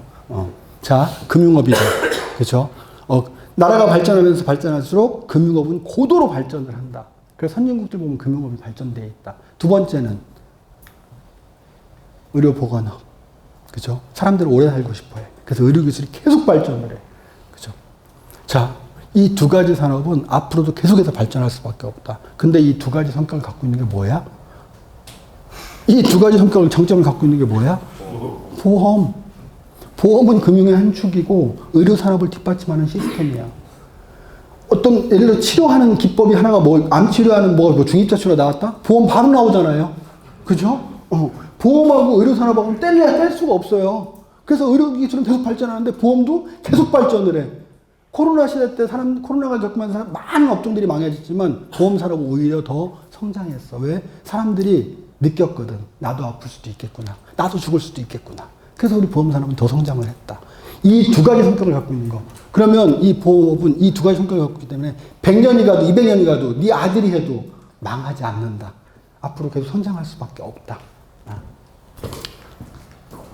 자, 그래서 기계가 대체할 수 없는 직업이 이렇게 1위가 금융자산 전문가가 이렇게 랭킹가 되어 있다. 자, 그러면 내가 이제 금융에 대한 이야기를 했는데 그럼 우리나라 금융 트렌드는 어떻게 되나 한번 보자. 바로 보험으로 들어가는 게 아니라 서서히 끌고 들어오는 거죠. 보험 트렌드에 대해서. 이 과정 속에서 그 거절 처리들이 일어나요. 내가 생각했던 보험이 그런 거 아니구나. 보험쟁이가 그런 거 아니구나. 이런 것들이 그리고 부모님한테 가서 얘기할 명분들을 계속해서 만들어주는 거죠. 트렌드는 은행, 증권, 보험사, 그죠? 이렇게 우리나라 3대 금융의 축이죠. 근데 여기에 좀 더하면 뭐가 있어요? 캐피탈이 있고요. 카드가 있어요. 이게 금융회사의 큰 축이에요. 자, 근데 은행, 증권, 보험사가 과거에는 은행 전문가, 뱅커가 있었고요. 투자 전문가, 증권사 직원이 있었고, 보험 전문가, 그죠? 보험 에이전트가 있었단 말이죠. 근데 지금은 이 기능들이 통폐합되기 시작했다. 어떻게? 은행은 방카슈랑스라는 걸 시작하잖아요. 그죠? 했잖아요. 그래서 은행에 창구를 가보면 은행 직원이 보험 자격증을 따고 보험을 판매하고요. 옆에서는 증권사 자격증을 따가지고 투자 자격증을 따서 펀드를 판매해요. 그래서 그 은행도 보험을 취급을 하죠. 증권도 취급을 하고. 증권사는요. 최근에 포스증권을 인수한 우리 은행인가요? 거기서는 이제 은행 업무랑 같이 개시를 한다고 하더라고요. 증권 업무하고. 그리고 우리 예전에 CMA 계좌 많이 가입을 하고 했잖아요. 그죠? 저기 월급 통장이야. 월급 통장 은행 가서 했는데 지금 증권사 가서 한단 말이죠. 그래서 은행의 기능을 가져갔어. 우리는 보험은 우리 펀드 판매 취급할 수 있잖아요. 획사건 통해서. 그렇죠? 좀 있으면 우리 은행 업무도 한다, 대출 업무도 한다잖아요.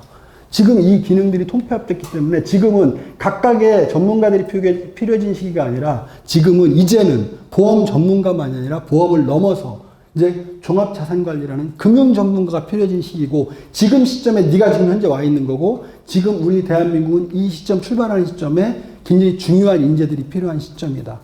그래서 너는 굉장히 지금 중요한 시점에 와서 이 설명을 듣는 거고 굉장히 좋은 기회에 설명을 듣고 있다라고 이제 설명을 좀 하죠. 그런데 좋다. 금융회사가 앞으로 발전한다. 내가 왜 굳이 보험회사에서 일을 해야 돼? 나 은행 들어가면 안 돼? 증권회사 들어가면 안 돼? 그쵸? 맞다. 금융은 발전을 하는데 사람이 필요 없어졌어. 은행하고 증권사는 디지털화 됐기 때문에. 그래서 작년에 그 시중은행이요 495개가 점포가 문을 닫았어요. 그러면서 이제 막 잘려나가기 시작한 거죠. 그쵸? 근데 보험은 계속해서 성장한단 말이죠. 그러면 은행을 중심으로 해서 보험 증권을 할 거냐? 증권을 중심으로 은행 보험을 할 거냐? 보험을 중심으로 해서 은행 증권 업무를 하는 게 가장 지금 베스트라는 거죠. 그죠? 베스트다. 근데 아까 의료산업과 금융산업에 대한 이 발전한다. 제가 어떤 설명을 하면 이런 얘기를 해요. 자, 앞으로 성장할 산업이 금융산업, 그 다음에 의료산업인데, 네가 이 중에 선택할 수 있는 게 뭐가 있어라고 물어보세요. 의료산업을 선택하면 다시 의대를 가거나 뭐 해야 되잖아. 어렵잖아.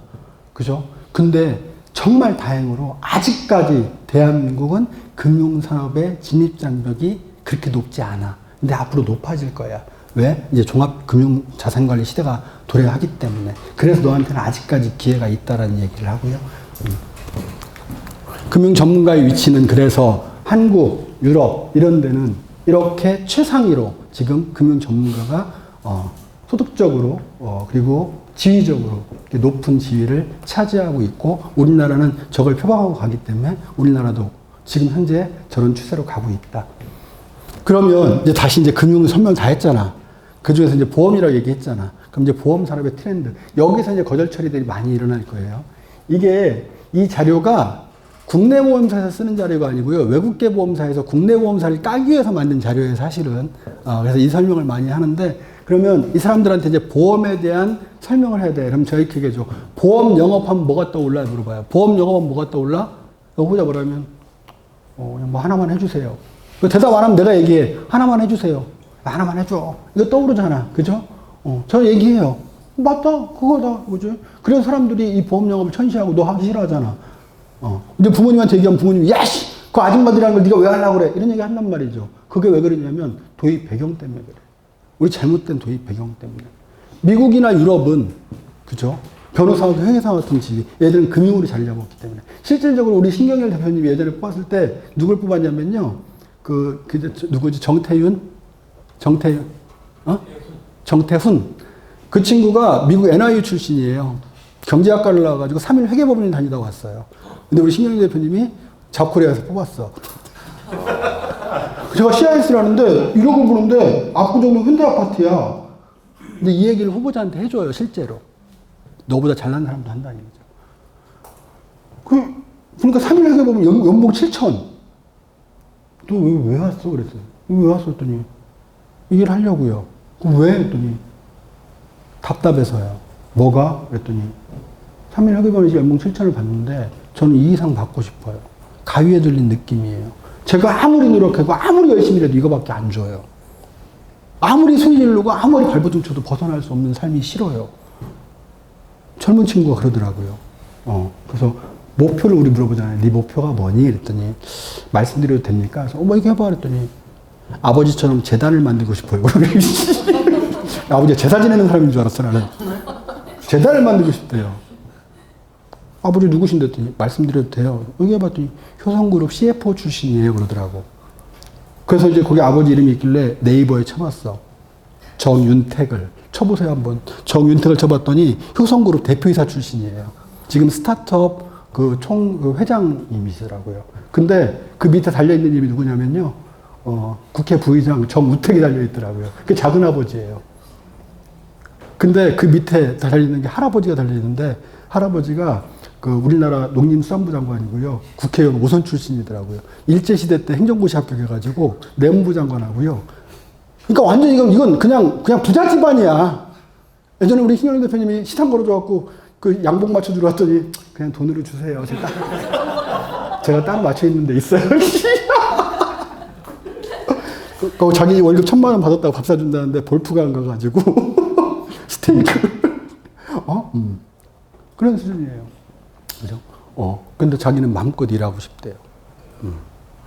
와, 그 놀랍잖아요. 그죠? 그래서 왜 이걸 하려고 했더니 금융이잖아요. 그래요, 걔는. 이거 미국에서는 금융이에요, 보험업이. 근데 되게 들어가기가 힘들어요, 미국에서는. 자격증 6개 따야 되고요. 매년 갱신시험 봐야 되고요. 우리나라도 그 추세로 간다는 얘기. 넌 정말 지금 행운아야. 너 이 학력 갖고 여길 들어올 수 있는 거 넌 행운아야. 웃긴 소리야. 우리는 앞으로 갈 거야.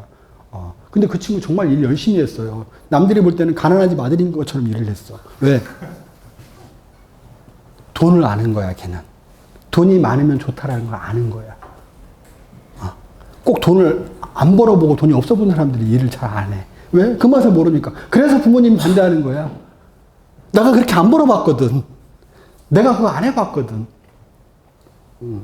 그리고 우리 신현 대표님 또 누구를 뽑았냐면요. 저기, 화성에 있는 그 기업체 대표이사님 아들, 걔도 유학파, 우리 처음에 유학파 출신 안 뽑으려고 했거든? 근데 그놈이 들어왔어.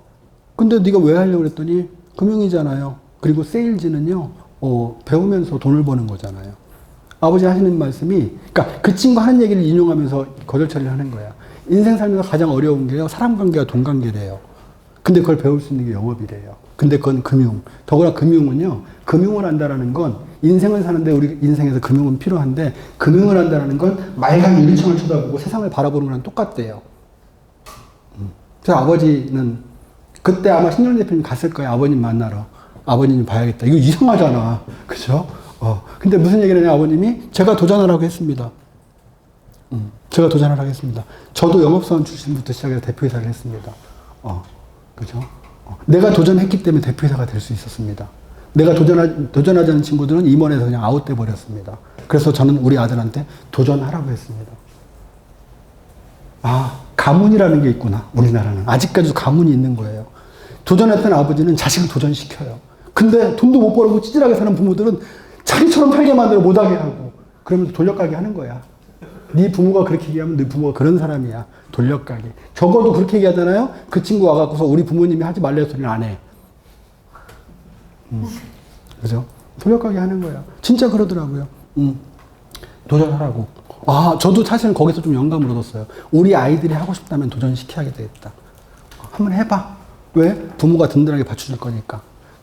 그분들은 부모가 든든하게 받쳐줄 수 있었기 때문에, 또 본인이 경험을 했기 때문에 자식을 도전시키는 거지, 이 보험일 한다고 하는데, 야, 새끼야, 네가 막 유학까지 갔다 와갖고 이 일을 해? 라고 하지 않는단 말이죠. 한번 해봐. 왜? 다 배울 건 있으니까. 근데 대부분의 우리네 부모님들은 본인이 도전하지 않았고, 본인이 물려줄 것도 없고, 취직도 못 시켜줄 거면서 자식들이 그렇게 말려. 부모님이 취직 시켜줄 거냐고. 못 시켜줘요. 몇십억 예산 물려줄 거야? 못 물려줘. 근데 왜 못하게 해, 자식한테? 왜? 본인이 안 해봤기 때문에. 그래서 자식을 그렇게 또 자기처럼 살게 만들어. 근데 성공한 사람들은 그렇게 도전시키면서 자식을 또 성공한 사람으로 만든다는 얘기예요. 그러면서 이제 이런 것들을 갖고, 이런 멘트, 사실은 제 CIS가 이런 장표가 중요한 게 아니라 그런 멘트들을 개발을 해서 만들면서 거절 처리를 툭툭툭 하가가는 멘트. 그래서 제가 실제 CIS 시연을 들어보지 않으면 이 장표만 보면 이렇게 설명하는구나가 아니라 거기서 어떤 거절 처리를 하느냐. 여러분들이 경험했던 사례들 아니면 뭐 간접 경험했던 것들을 갖다가 직접적으로 경험을 시켜주는 게 가장 좋을 것 같다는 생각이 들어요. 자, 근데 안타깝게도 우리나라는 일본으로부터 보험이 들어왔어. 일본은 보험이 금융으로 들어왔으면 참 좋았을 텐데 2차 대전 이후에 남편들 전쟁 나가고 사망하고 미망인들만 있는데 먹고 살 게 없었는데 이때 보험 산업이 들어왔어. 그래서 생계 수단으로 잘 잡았고 우리나라는 6.25 전쟁 이후에 전쟁 미망인들이 먹고 살 게 없었는데 보험이 본격적으로 들어왔단 말이죠. 그래서 당신이 알고 있는 편견, 그게 바로 보험 1세대야. 지금 당신이 알고 있는 하나만 해줘. 이건 보험 1세대야.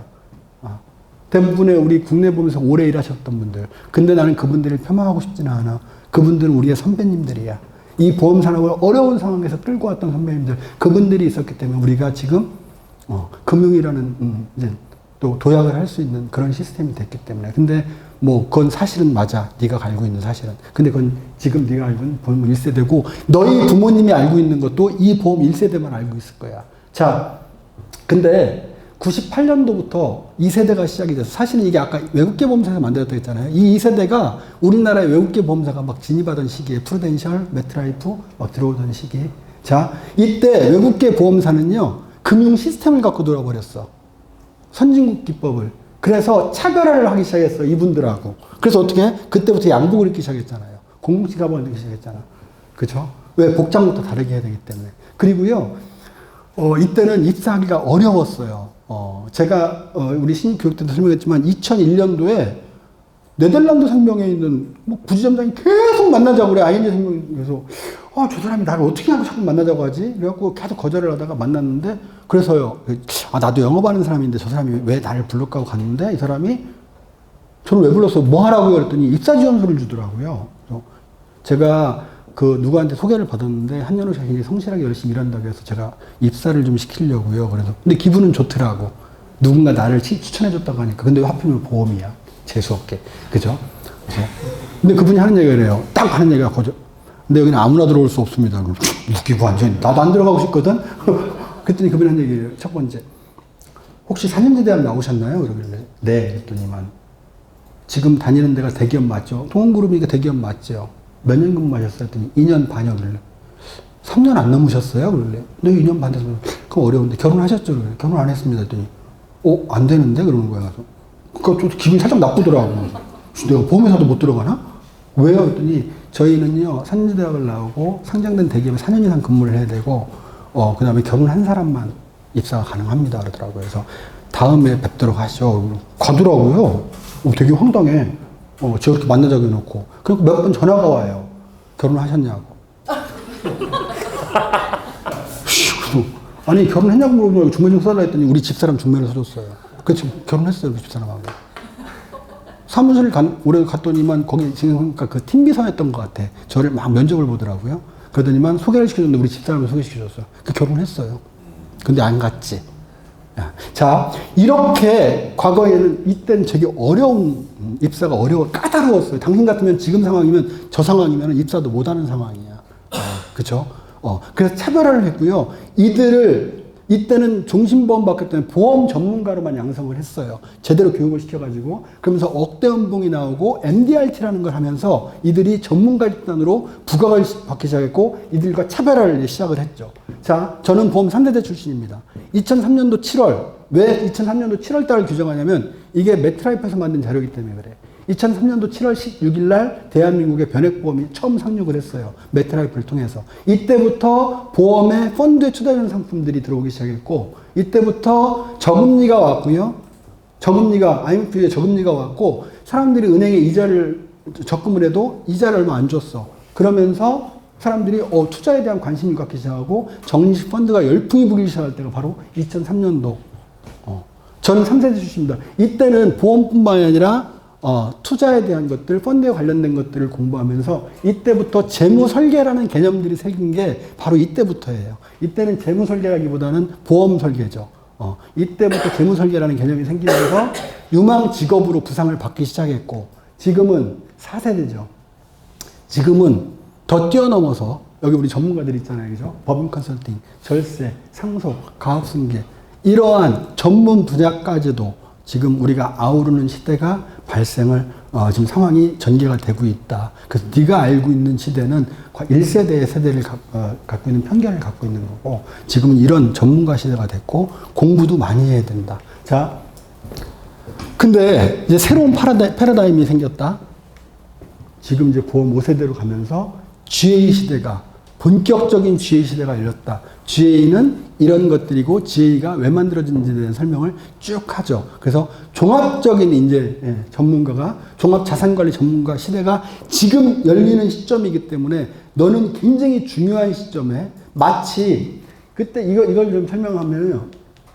2세대 때 있잖아요. 2세대 때 IMF 터지고 나서 대기업이 막 난리가 났죠. 막 감원하고. 이때 진짜 서울연구대를 나왔던 엘리트들이 대기업에서 쏟아져 나오면서 보험회사로 쏟아져 나왔어요, 그때.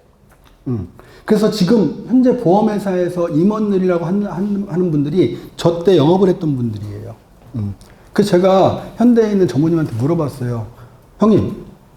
형님은 왜 연세대학 경영학과를 나와서 현대 정유를 다니다 그만두고 여기를 보험회사를 들어왔어요? 그랬더니 그분 한 얘기 딱 그래요. 지금 들어가면 임원할 것 같아서. 왜? 새로운 시대가 열렸기 때문에 지금 시작하면 내가 최상위로 올라갈 수 있을 것 같아서. 자, 당신한테 지금 중요한 시점은 지금 새로운 패러다임을 지금 우리는 본격화했기 때문에 당신이 지금의 2세대를 시작하는 시점하고 똑같다. 나는 나이가 먹었기 때문에 내 세대는 아니야. 당신 세대야. 그래서 당신은 앞으로 무궁무진한 이 모든 것들을 이룰 수 있고 성장할 수 있는 시스템, 지금 시점이 굉장히 중요한 시점이다 라고 얘기를 하죠. 그래서 저는 이 보험 세일즈는 이렇게 설명을 해요. 대한민국 세일즈 직업 중에서 자격증을 갖고 세일즈하는 직업이 몇 개가 있을까요? 없어요. 자동차 파는데 자격증 필요한가요? 어쩌면 유일무이할 거예요. 이 영업은 그냥 영업이 아니에요. 자격증을 갖고, 전문 자격증을 갖고 세일즈를 하는 일이에요. 그쵸? 그냥 아무거나 세일즈하고 자동차 세일즈하고 이렇게 이거랑 같이 동일시 놓으면 안 돼요. 이거는 자격증을 갖고 있는 세일즈예요. 그래서 일을 하면 할수록 전문가가 되고요. 커리어가 쌓이는 일이 바로 이 일이거든요. 그래서 다른 세일즈랑은 다르다. 자, 이제 여기서 아까 이제 GA에 대한 설명을 쭉 했잖아요. 그럼 이제 그 다음에는 GA에 대한 설명. 그럼 이 GA 중에서, GA 시대라고 했는데, GA 중에서 왜, 인카해야 되느냐, 이제. 그쵸? 그러면서 이제 아까 쭉 보시면 금융에 대한 설명을 했고, 금융에서 보험으로 끌고 들어왔고, 그죠? 보험에 대한 변화를 설명했고, 보험에서 다시 이제 GA 시대가 열렸고, GA에서 인카로 이제 들어오는 거죠, 이제. 그쵸? 그럼 또 우리 이제 인카에 대한 이 뒤 소개는 제가 어제 설명했던 내용이랑 똑같아요. 그러면서 인카에 대한 설명을 하고, 그 다음에 우리 지점이나, 그죠? 우리 사업단, 각 본부의 시스템에 대해서 쭉 설명을 진행을 하죠. 근데 제가 마지막에 이런 설명을 다 끝나고, 마지막에 이제 이런 멘트를 날려요. 이 신입 프레젠테이션 제가 잠깐 보여드릴게요. 회사 소개는 똑같고요. 이게 저기랑은 좀 달라요. 아까 이제 제가 이거 최근에 만든 자료잖아요. 우리가 지금 종합금융회사로 도약하고 있다는 거. 이런 걸 설명해주면 이제는 과거보다는 조금 더 이해력이 좋고요. 받아들이는 게 이제 좋아요. 이런 것들이 명분이 되는 거야. 야, 인카 금융 서비스는 이제 보험을 넘어서 토탈 금융 서비스로 간대. 진짜 이제 금융 전문가가 필요해진 시기고 나는 금융 전문가가 될 거야 라는 명분을 심어주는 게 가장 중요하다는 얘기죠.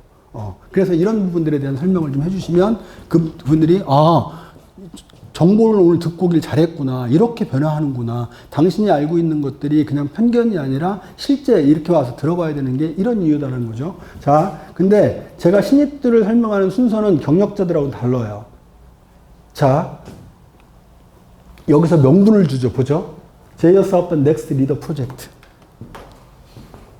이게 명분이에요. 우리는 단순히 영업만 할 사람을 뽑지 않아. 우리는 앞으로 리더로 성장시킬 사람들을 필요해. 너 혹시 그동안 일을 하면서 어떤 리더의 역할을 해본 적 있어? 너 리더십 있다는 얘기 들어봤어? 그러면 100명이 다 네, 저 리더십 있다는 얘기 들어봤습니다. 그래. 너 만약에 영업만 할 것 같으면 여기 지금 나가면 설명 안 할 거야. 우리는 앞으로 이 차세대를 이끌어갈 리더들이 필요해. 이게 명분인 거야. 애한테 명분을 꽉 박아줘야 돼요. 꽉 박아줘야 돼요. 우리는 차세대 금융 리더를 양성한다. 뭐 나중에 영업하다 보면 계속 영업이 좀 영업하겠죠, 뭐. 그지? 그렇잖아. 우리는 명분을 줄 거지. 실제는 본인들이 어떤 거 하는 거지. 근데 우리는 뭐 틀린 말 한 건 아니잖아요. 그죠? 우리 특히나 제휴 사업단은 앞으로 조직이 더 성장할 거기 때문에 정말 좋은 리더들이 필요해요. 자. 그러면서 이제 제휴 사업단 총괄을 설명합니다 하면서 첫 번째가 바로 이제 성공 시스템에서 첫 번째가 비전부터 보여줘요. 비전부터. 회사의 시스템 중에서 비전부터 설명을 해줘요. 왜냐면 비전을 얘가 먼저 머리를 꽂으면 그 다음부터 설명하는 건 다 이해를 해요. 아, 이 비전을 두고 그 다음 뭐 세일즈 하라면 세일즈 하고요. 이거 왜 세일즈를 해야 되는지도 리더 되려면 세일즈 해야 돼. 뭐 이런 얘기를 쭉 설명할 수 있는데 첫 번째 비전을 먼저 빡 박아줘요. 네가 앞으로 열심히 하면 성장할 수 있는 것들이 이렇게 성장할 수도 있어. 그쵸?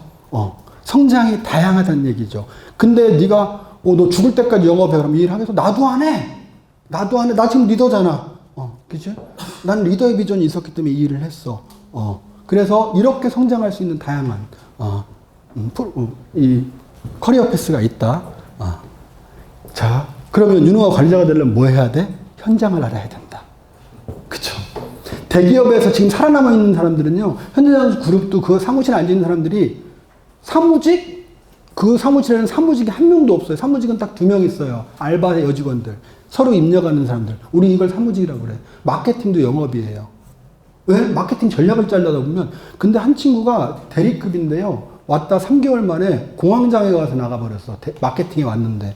그래서 저거한테 이사님 왜? 했더니 저 그만두려고 했더니 공황장애 와갖고 자기가 마케팅을 전공했고 다른 데서 마케팅을 했는데 현장에서 전화가 오면요. 그렇게 무섭대요. 뭘 얘기하는지를 모르겠대. 그래서 현장 전문가가 필요한 거거든요. 네가 뭘 하려고 해도 위로 올라가고 싶어도 먼저 세일즈. 네가 이 일 안 해도 괜찮아. 다른 회사에 가더라도 너는 제일 먼저 해야 될 게 세일즈부터 해. 현장을 하는 사람들은 대체 불가야.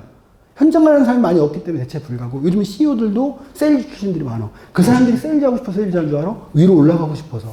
현장을 알아야만 지휘할 수 있어. 네가 유능한 리더가 되려면 현장을 알아야 돼. 난 장교 출신이야. 내가 갑자기 소위를 인간한 게 아니라 난 대학교 다닐 때부터 병사들이 하는 훈련 열심히 받았어. 난 그때 의문을 가졌지. 왜 나한테 병사 훈련을 시키지? 난 장교 될 사람인데 너는 교관할 사람이잖아. 그럼 네가 할 줄 알아야 되잖아. 그럼 네가 리더가 되고 싶으면 세일즈 할 줄 알아야지. 나중에 너한테 물어보는데 몰라. 그럼 네가 무슨 리더야. 그치? 그래서 네가 현장을 알아야 돼. 그게 바로 시작하는 게 바로 FA다. 여기부터 시작을 한다. 그죠? 갑자기 의사들이 의사 되는 거 아니잖아요. 수련이 거치고 다 거쳐야지만 할 수 있는 거잖아요. 마찬가지다. 단계를 뛰어넘을 수 있는 건 없다. 근데 여기만큼 또 빠른 데가 없다. 빠른 데가 없다. 여기 보면 지점장 1년 만에 지점장 분들 계시고요. 그죠? 20대 지점장 계시잖아요. 우리 이천 지점장. 그런 것들에 대한 비전들이 실제로 있다는 거죠. 인카 FA는 이런 일들을 한다.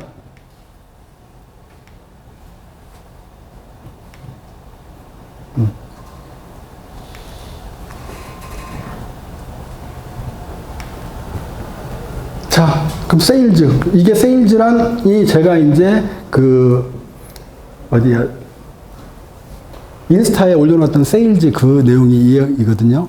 세일즈를 처음 해봤는데요. 이런 사람들에 대한 거절 처리. 지금은 세일즈 아닌 일이 없다. 너 세일즈 아닌 게 없다. 너 세일즈 하고 나도 오늘도 세일즈 했다. 이런 얘기들을 제가 설명 안 해도 여러분들 아시죠? 그래서 세일즈는 3단계로 나눈다.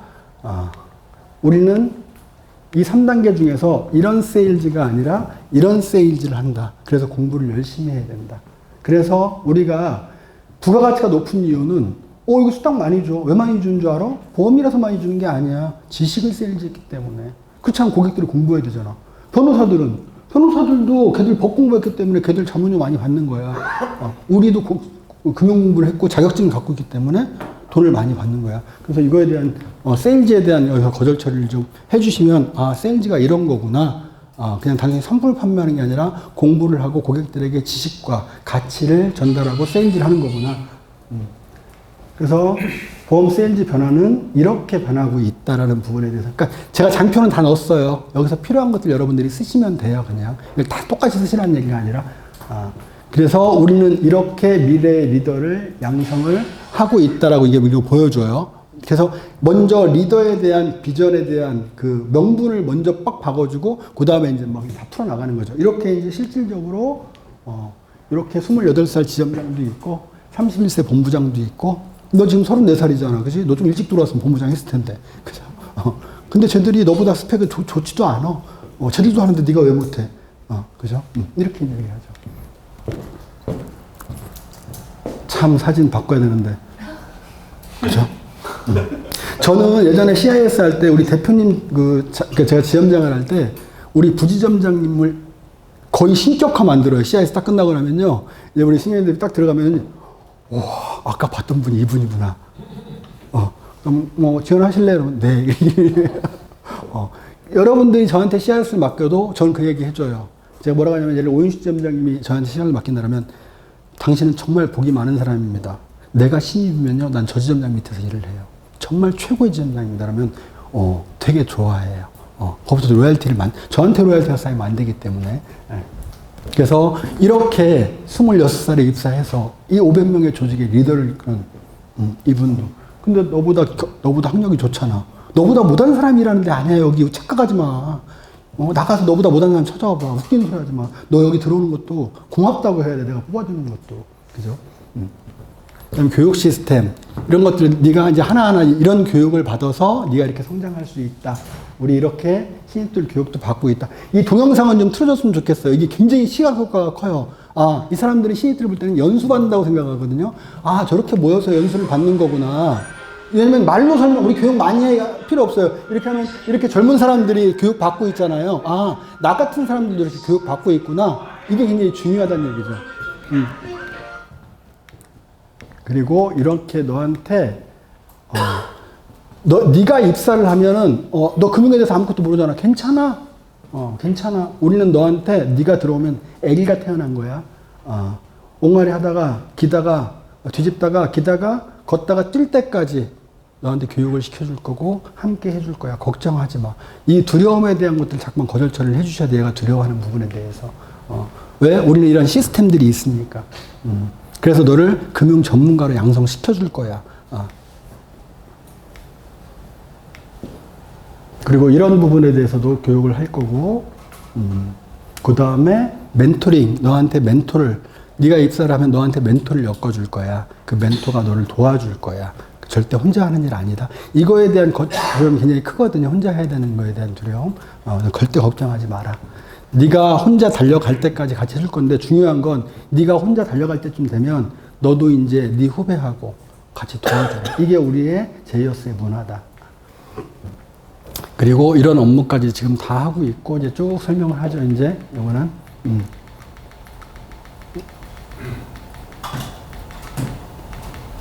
근데 이제 마지막에 이제 뭐라고 하냐면 이런 얘기를 해요. 이거 만날 사람 없는 거에 대해서 얘기를 하거든요. 만날 사람. 그래, 과거에는 왜 결혼한 사람 뽑았냐면요. 그때는 DB라는 게 없었거든요. 그래서 결혼한 사람은 일가친척이 많을 거 아니야. 그래서 결혼한 사람 뽑았던 거였거든요. 근데 지금은, 그래서 그때는 타겟이요. 35세가 타겟이었어요. 근데 지금은 막 20대까지 뽑잖아요. 지금은 괜찮아. 아는 사람 없어도. 왜? 네가 공부할 수 학습 능력이 더 중요하거든. 우리가 만날 사람 만들어줄 거거든. 그죠? 실제로요, 홍콩을 갔는데, 제가 홍콩 AI 있을 때 홍콩 벤치마킹하러 갔는데 홍콩의 AI에 신입가 입사해서 우리 대화를 나누는데 25살이래요. 런던 대학 경제학과 나온 여자애가 있더라고요. 그래서 보험 영업을 했는데 우리가 이해가 안 되잖아. 런던 대학 경제학과 가서 그러니까 우리 정서로 얘기를 한 거야. 왜 런던 대학 경제학과 나와서 여기에 입사했어요? 했더니 금융회사에 입사했잖아요. 저희 프랭카드 걸었어요. 그래서 대기업에 입사했다고 동네에 프랭카드 걸었대요. 저 여기서 MDRT 할래요 그러더라고요. 그 금융의 인식은 그런 거거든요. 그죠? 자. 그 다음에 이렇게 하면 그저 가고 해외여행도 많이 갈 수 있어. 너 해외여행 일반 대기업 가면 못 가. 근데 여기 해외여행 네 맘대로 갈 수 있어. 부모님도 이렇게 부모님도 모시고 가고 가. 보상 시스템은 제가 이게 설명을 안 해요. 그냥 만들어 본 자료예요. 보상 시스템은 여러분들이 설명하셔야 돼요. 근데 그냥 어바웃으로 얘기해요. 10만 원 하면 얼마 줄 것 같아? 대략 10만 원 하면 5만 원? 그래? 5만 원만 주면 돼? 네, 그래요. 10만 원 하면 10만 원 주면 어때? 좋죠. 20만 원은? 네? 30만 원은? 이렇게 얘기하면서 이제 점점 올리면은, 그렇게나 많이 줘요? 그래요. 근데 여러분들과 저의 차이가 있어요. 마지막에 저는 항상 실제로 보여줘요, 그냥. 전산으로 실시간으로 보여줘 버려요. 그걸로 꽃이 자라는 게 아니라 자기는 억대 연봉을 본 적이 없거든. 말로만 해도 억대 연봉이래. 그러면 내 급여를 보여주거나 보여줘. 왜? 내가 비전이라고 했잖아. 그래서 우리 머릿속에 기억하고 있죠. 우리 신정렬 대표님의 가장 높았던 월의 급여를 나는 기억하고 있다. 전산으로. 거기서 이렇게 딱 보여줘요. 저분이 이렇게 봐도 그때 이제 여기 우리 부지점장님이 이렇게 나보다 더 많이 받아. 그러면 와. 그러면 이제 그 다음 딱 나가서 얼굴 보면 이제 막 존경을 막 눈으로 이제 쳐다보는 거죠. 저하고 여러분들의 차이인 거예요. 저는 그걸 못 보여줘. 전산을 볼 수가 없기 때문에. 여러분들이 팀장님들 중에서 그러고 이제 만약에 CIS 끝났는데 그 팀장님 옆에 있잖아. 불러 이렇게. 그럼 아까 보여줬던 이 사람이잖아. 그죠? 야 여기서 일해보니까 어때? 너무 좋아요. 그럼 이 소리 한마디에 들어오는 사람도 있어요. 저 사람도 좋대. 그죠? 그러면서 그 팀장님하고 이야기를 나눌 수 있는 시간도 이렇게 주면은 좋을 것 같아요. 대신 긍정적인 분으로 좀 붙여줘야 돼. 야, 오지 마. 힘들어. 개 힘들어. 씨. 나 진짜 급여 저렇게 받는 남이 하나도 없고 있잖아. 근데 제일 높은 것만 보여준 거야. 이렇게 하면 안 돼. 안 돼요. 그래서 우리는 다 준비돼 있어. 너는 그냥 몸만 오면 돼. 우리는 너를 성공시킬 준비가 다 돼 있어. 근데 아무한테나 이 성공의 이 시스템에 태우고 싶지 않아. 내가 설명은 다 했지만 네가 여기에서 일을 할 거 안 하고는 아직 결정되지 않았어. 그러니까 네가 아무 결정도 하지 마. 그러면서 절차를 설명해 주죠. 그러니까 절차가 필요 없는 경우는 할 필요도 없는데 조금 얘가 이제 결정을 주저주저하면은 저는 이래요. 그냥 들어오는 게 아니야. 여기 그냥 뭐 대충 했으니까 코드 내고 뭐 쓰고 이게 아니야. 자, 지금 한 건 직무 설명회야. 이거는 필요에 따라서 하세요. 필요에 따라서. 우리 오윤수 점장님은 엊그저께 그 잡코리아로 뽑은 저기 신입을 면접까지 진행을 했어요. 형식을 정확히 갖춰가면서 제가 면접 질문지까지 다 줬거든요. 제가 갖고 있으니까. 그래서 면접까지 진행. 그러니까 이 친구는 자기가 입사한다는 마음을 가지고 막 양복 입고 막 떨리도 막 질문 뭐 하죠? 막 이래요, 이 친구들은. 이제 그때부터 이제. 왜? 아무나 들어올 수 없다고 얘기를 했으니까. 그래서 입사 지원서 제출하고 뭐 없으면 상관없고요. 뭐 있으면 형식적으로라도 뭐 주든가. 그리고 면접을 진행할 건데 면접자가 뭐 최소 2명 정도 본다면 면접관 전원일치, 만장일치해야 돼. 한 명이라도 아니라고 하면 아닌 거야. 우리는 그래. 근데 여기 한 번 떨어지면 2번 지원은 안 돼.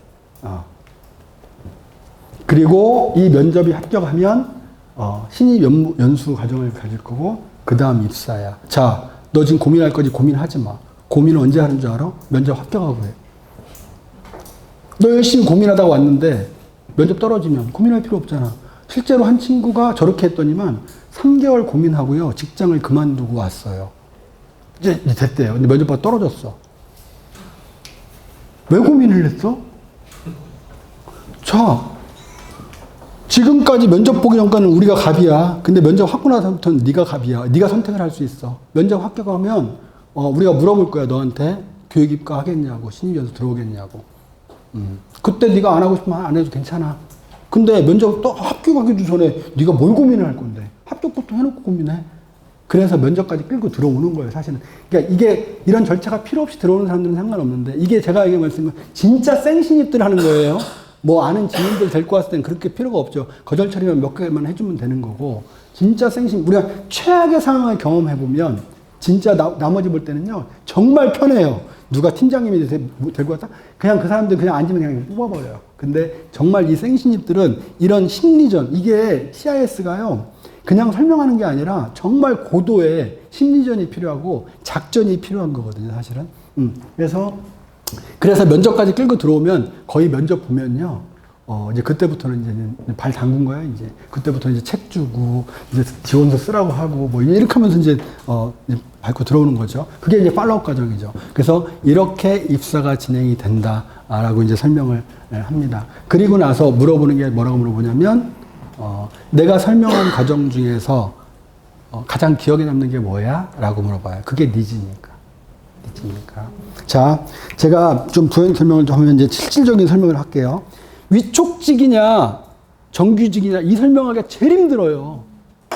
기본급 없잖아. 근데 저는 이렇게 설명을 해요. 잘 보세요. 오케이. 정규직이 뭐야? 그래요. 정규직이 뭐야?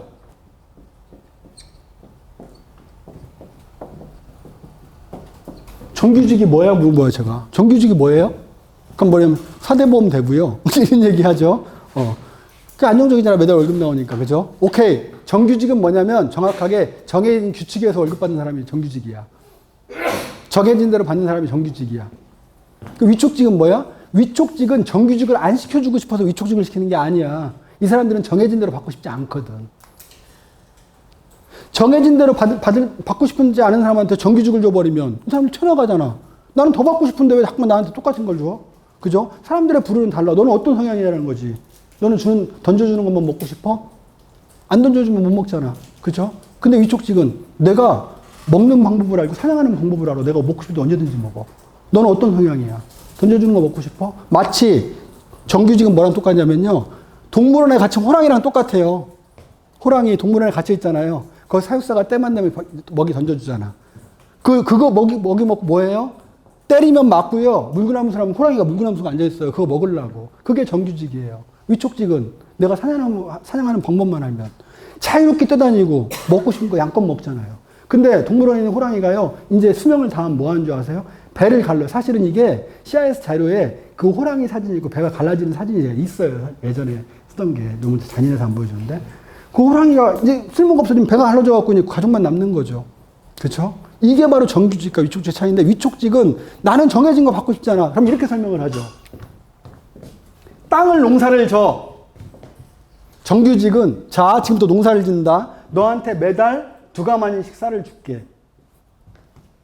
그죠? 2가마니씩 줄게. 자 근데 뭐라고 하냐? 그러면 이 신입이 어떻게 해요? 입사했으니까 열심히 일할 거 아니야 막. 신입 들어가면 열심히 일해요. 막 밤새도록. 근데 오늘 얘가 이제 알아버린 거야. 아무리 열심히 해도 맨날 2가마씩 주네. 그러니까 어떻게? 일한 만큼 받는 게 아니기 때문에 받는 만큼만 일을 해. 그쵸? 그러면 고용주는 어때요? 짜증나잖아. 쥐가 2가마니만 일하고 2가마니 다 가져가 버리면 돼. 남는 게 없잖아. 그쵸? 자, 근데 B라는 데는 뭐라고 하냐면요. 네가 농사져. 네가 농사진 것 중에서 나한테 10%만 줘. 나머지 다 가져가. 나머지 다 가져가. 그럼 이 사람 어때? 열심히 일할 거 아니야. 중요한 건 사실 있어요. 네가 불안정하다는 건 뭐냐면 이 사람이 일을 안 해버려. 일을 안 해버려. 그럼 받을 게 있어요? 없어요? 없지. 가져갈 게 없잖아. 일을 안 해버리면. 이게 리스크인 거야. 그나마 2가마니씩 받으려고. 그죠? 자, 그럼 이렇게 생각해 볼게요. 둘 다 일을 안 했어. 둘 다 일을 안 했어. 그럼 이 사람 2가마니 받겠죠. 근데 회사가 가만히 내비둬요? 잘라요. 둘 다 일을 안 하면 잘린다니까? 이 사람은 받을 게 없는 거고 저 사람은 잘린다니까? 그래서 안정적이지가 않은 거야. 근데 너 열심히 일할 거잖아. 열심히 일 안 할 거면 하지 마. 여기서도 못하고 넌 정규직도 못 들어가. 근데 열심히 일할 거잖아. 대한민국 모든 사람들은요. 아침부터 밤늦게까지 다 열심히 일을 해요. 대한민국에서 일하는 직장인들은요. 아침부터 밤늦게까지 다 열심히 일한다니까요. 근데 되게 웃긴 게 월급날이 되면 아웃풋이 다 달라요.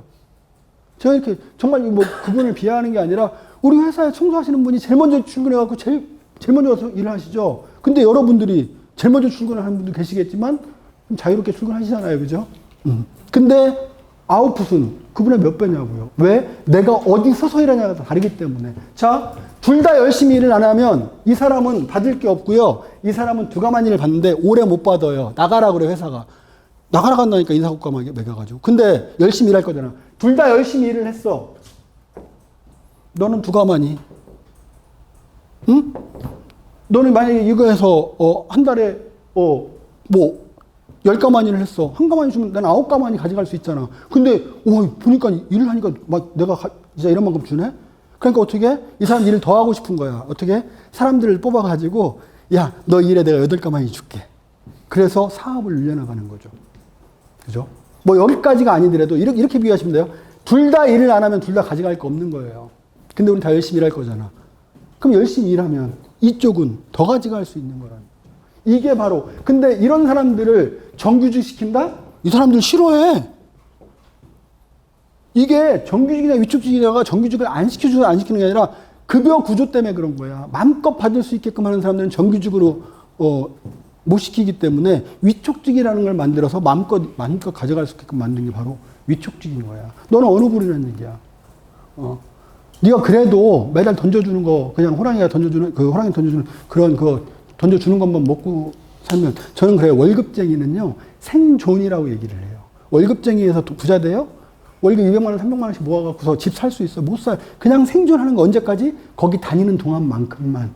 그래서 어떻게 일을 해야 돼? 죽을 때까지 일을 해야 돼요. 모을 돈이 없기 때문에 죽기 직전까지 먹고 살 걸 준비를 해야 돼요. 그래서 제가 아까 그랬죠. 안정이라는 부분은요 만들어가는 대상이 아니라 찾는 대상이 아니라 만들어가는 대상이야.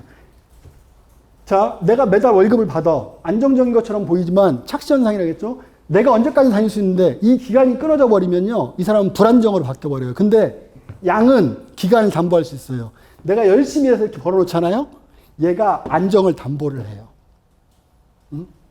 이게 바로 위촉직과 정규직, 정해져 있는 규칙에 의해서 받는 사람들. 이 차이다라는 거죠. 대기업의 임원들이 정규직인가요? 그 다음 전문 계약직들이에요. 저도 현대그룹 들어갈 때 정규직으로 들어간 게 아니라 전문 계약직으로 들어갔어요. 왠지 아세요? 전 직장 연봉이 1억 7천이었어요. 근데 정규직으로 아무리 직급을 봐도 1억 7천을 못 맞추는 거야. 그래갖고서 전문 계약직으로 3년 계약씩, 3년씩 계약을 하는데 기본급을 8천만 원, 인센티브를 8,600만 원. 이게 말이 안 되거든요. 인센티브 8,600이. 이거는 정규직으로 만들 수가 없기 때문에 전문 계약직으로 만드는 거고 대표이사들도 3년씩 연임하거든요. 그럼 이게 정규직 아니게 나쁜 거냐라는 거죠. 아니에요. 그거에 대한 급여 구조가 다르기 때문에 그 급여를 맞추려고 하다 보니까 그거에 대한 욕구 있는 사람들 다양한 욕구를 충족시키려고 하다 보니까 저런 구조를 만들었을 뿐이고 여기서 일하시는 분들은 동물원의 호랑이가 되고 싶지는 않다는 얘기죠. 이 사람이 두려워하는 거 사냥하는 방법만 배우면 마음껏 먹을 수 있잖아요. 우리가 그 사냥하는 방법을 가르쳐 줄 거야. 왜? 이 일을 당신이 인류 최초로 하는 일이라면 두려워해야지. 인류 최초로 달나라에 가면 두려워해야지. 근데 이 일은 100년이 넘었거든. 많은 사람이 100년 전에 있고 지금도 많은 사람이 일을 했고 여기도 지금 일을 했고 나도 일을 하고 있어. 네가 인류 최초로 하는 일 아니야. 어떻게 하면 성공하는지 다 알고 있어. 왜? 여기는 다 성공한 사람들이니까. 성공한 사람들이니까. 그래서 너한테 성공하는 방법을 가르쳐 줄 거야. 단 실패하는 이유는 뭐냐면 내가 가르쳐 준 대로 할 거냐 안 할 거냐. 정답은 나와 있다. 오픈북이다. 그걸 그대로 따라 할 거냐 안 할 거냐의 차이다. 네가 그것만 결정하면 돼. 네가 그거 따라 할 자신 없으면 하지 마. 딴 데 가서 일을 해. 너한테 기회 주고 싶지 않아. 여기는 누구나 할 수 있는 일이지만 아무나 할 수 있는 일이 아니야. 누구나 할 수 있는 일이지만 아무나 할 수 있는 일이 아니야. 그래서 이런 부분들에 대해서 이제는 이제 갑질을 하면서 이제 막 그 소리를 지르는 거죠. 그래서 너한테 기회 주는 거야. 네 되도 않는 스펙 갖고서 그나마 내가 너 좀 불쌍히 여겨가지고 이거 한번 내가 추진하는 거니까 고맙게 생각하고 해. 그래서 저도 이제 마지막에 보면 항상 정규직이냐 위촉직이냐 이런 부분에 대해서 얘기를 할 때 많이 리더분들이 좀 당황해요. 막 그렇게 말을 설명을 하긴 하는데 그게 와닿지가 않거든. 근데 저런 부분들을 좀 그렇게 명쾌하게 좀 설명을 해드리면은 그래도 할 사람은 하거든요. 사실 안 할 사람들은요. 쟤는 뭐 최병최장님이 와도 뭐 우리 신영일 대표님이 와도 안 돼. 안 올라고 맘먹었는데 뭐 어떡할 거야. 그치? 근데 적어도 관심이 있거나 하려고 하는 사람만큼은 반드시 우리 제이어스 사업단에서 뽑아야 된다. 경력자도 마찬가지고요. 경력자분들은요, 진짜 그 제이어스 사업단 시스템 설명하잖아요. 이분들은 그냥 진짜 저런 게 있냐라고 물어봐요. 진짜 여기 있냐라고 물어봐요. 거짓말 같대요. 정말 좋은 시스템. 정말 제가 봐도 자랑할 만한, 남들이 똑같은 얘기를 듣고 싶어 하지 않거든요. 야, 여기나, 신안이나 다 똑같네? 똑같이, 어디 다르겠어. 내가 좋은 사람이잖아. 뭐 이런 거 하면 안 되잖아요. 그죠? 그건 그거고. 그래서 우리가, 그렇게 좀 설명하면 좋을 것 같고요. 저는 마지막에 이런 얘기를 해요. 경력자든 신입이든 이런 시야에 할 때 이런 얘기를 해요. 저는 아무나 오시지 않았으면 좋겠습니다. 정말 좋은 분이 오셨으면 좋겠습니다. 신입분들, 경력자분들도 그래요. 당신이 실력이 좀 없으면 어떻습니까? 일을 좀 못했으면 어떻습니까? 우리 시스템을 채워줄게요. 근데 인성은 바꿔줄 수 없습니다. 당신이 좋은 사람이라고 생각하면 지원하시고요. 좋은 사람이라고 생각하지 지원하지 마십시오라고. 지원 안 하면 자기는 나쁜 사람이야. 그죠? 그래서 저희 제이어스 사업단에 일하시는 분들은 정말 좋은 분들입니다. 정말 저도 정말 좋거든요. 제가 그 인터뷰에도 말씀드렸지만 저는 하루하루가 가슴이 뛰고요. 그 광명 사무실에서 우리 제이어스 사업단에 있는 리더분들, 우리 팀장님들과 같이 일하는 이 매일매일을요, 저는 이게 기록하고요, 이 피부에 새기고 싶어요. 진짜로. 그래서 제가 은퇴하고 나서 그 느낌을 계속 느끼면서 이렇게 웃고 싶어요.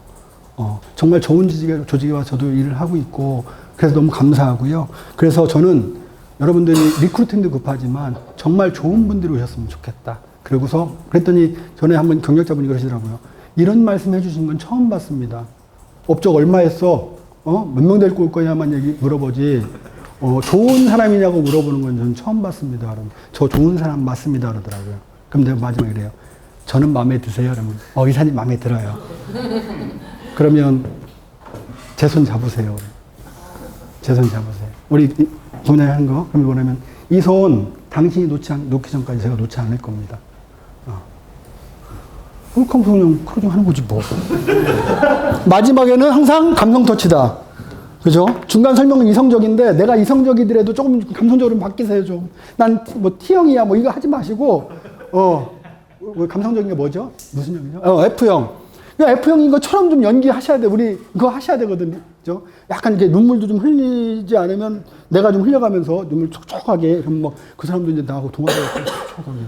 그러고 나서 이제 딱 나가면 이제 집에 가 정신 차리는 거지. 이제 내가 도대체 무슨 짓을 하고 온 거지? 그죠? 내가 무슨 짓을 하고 온 거지? 그러면서 이제 팔로우업이 이제 중요하다. 그 다음 단계를 계속 밟아 나가셔야 됩니다. 그래서 혼자만 하시려고 하지 말고 자꾸만 엮으셔야 돼. 예를 들어 제가 CIS를 한다면 저랑 우리 그 리더분들과 그거보다 같이 엮여 있거든요. 그래서 서로 엮어가지고 서로 같이 끌고 들어와야지 나 혼자 해갖고 나 혼자 하지 마시고 자꾸만 로열티 오시면 잠깐 인사도 시켜주시고 옆에 있는 동료분들하고 왜 친해져야 되냐면요. 인사를 시켜주거든요. 우리 신입이야 그러면 서로 이제 짜고 치는 모습이죠. 야, 무슨 복이 많길래 저런 리더분하고 정말 최고의 리더하고 그럼 이 후배가 좋아요. 서로 품앗이 해줘야 돼. 그래서 서로 잘 지내야 돼요. 어떡하다 저런 사람한테 걸렸냐? 더럽게 없다. 차라리 나한테 걸리지. 너 조졌어 이제. 이러면 안 돼. 그죠?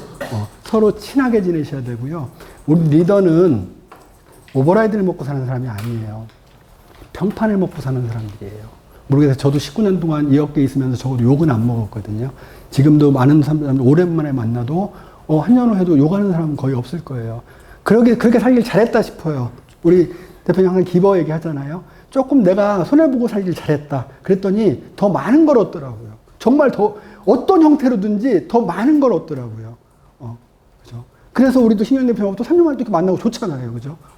만약에 내가 지점 나갈 때 막 갈고대고 막 욕하고 막, 그랬었으면, 저 같이 일하자고 했겠어요?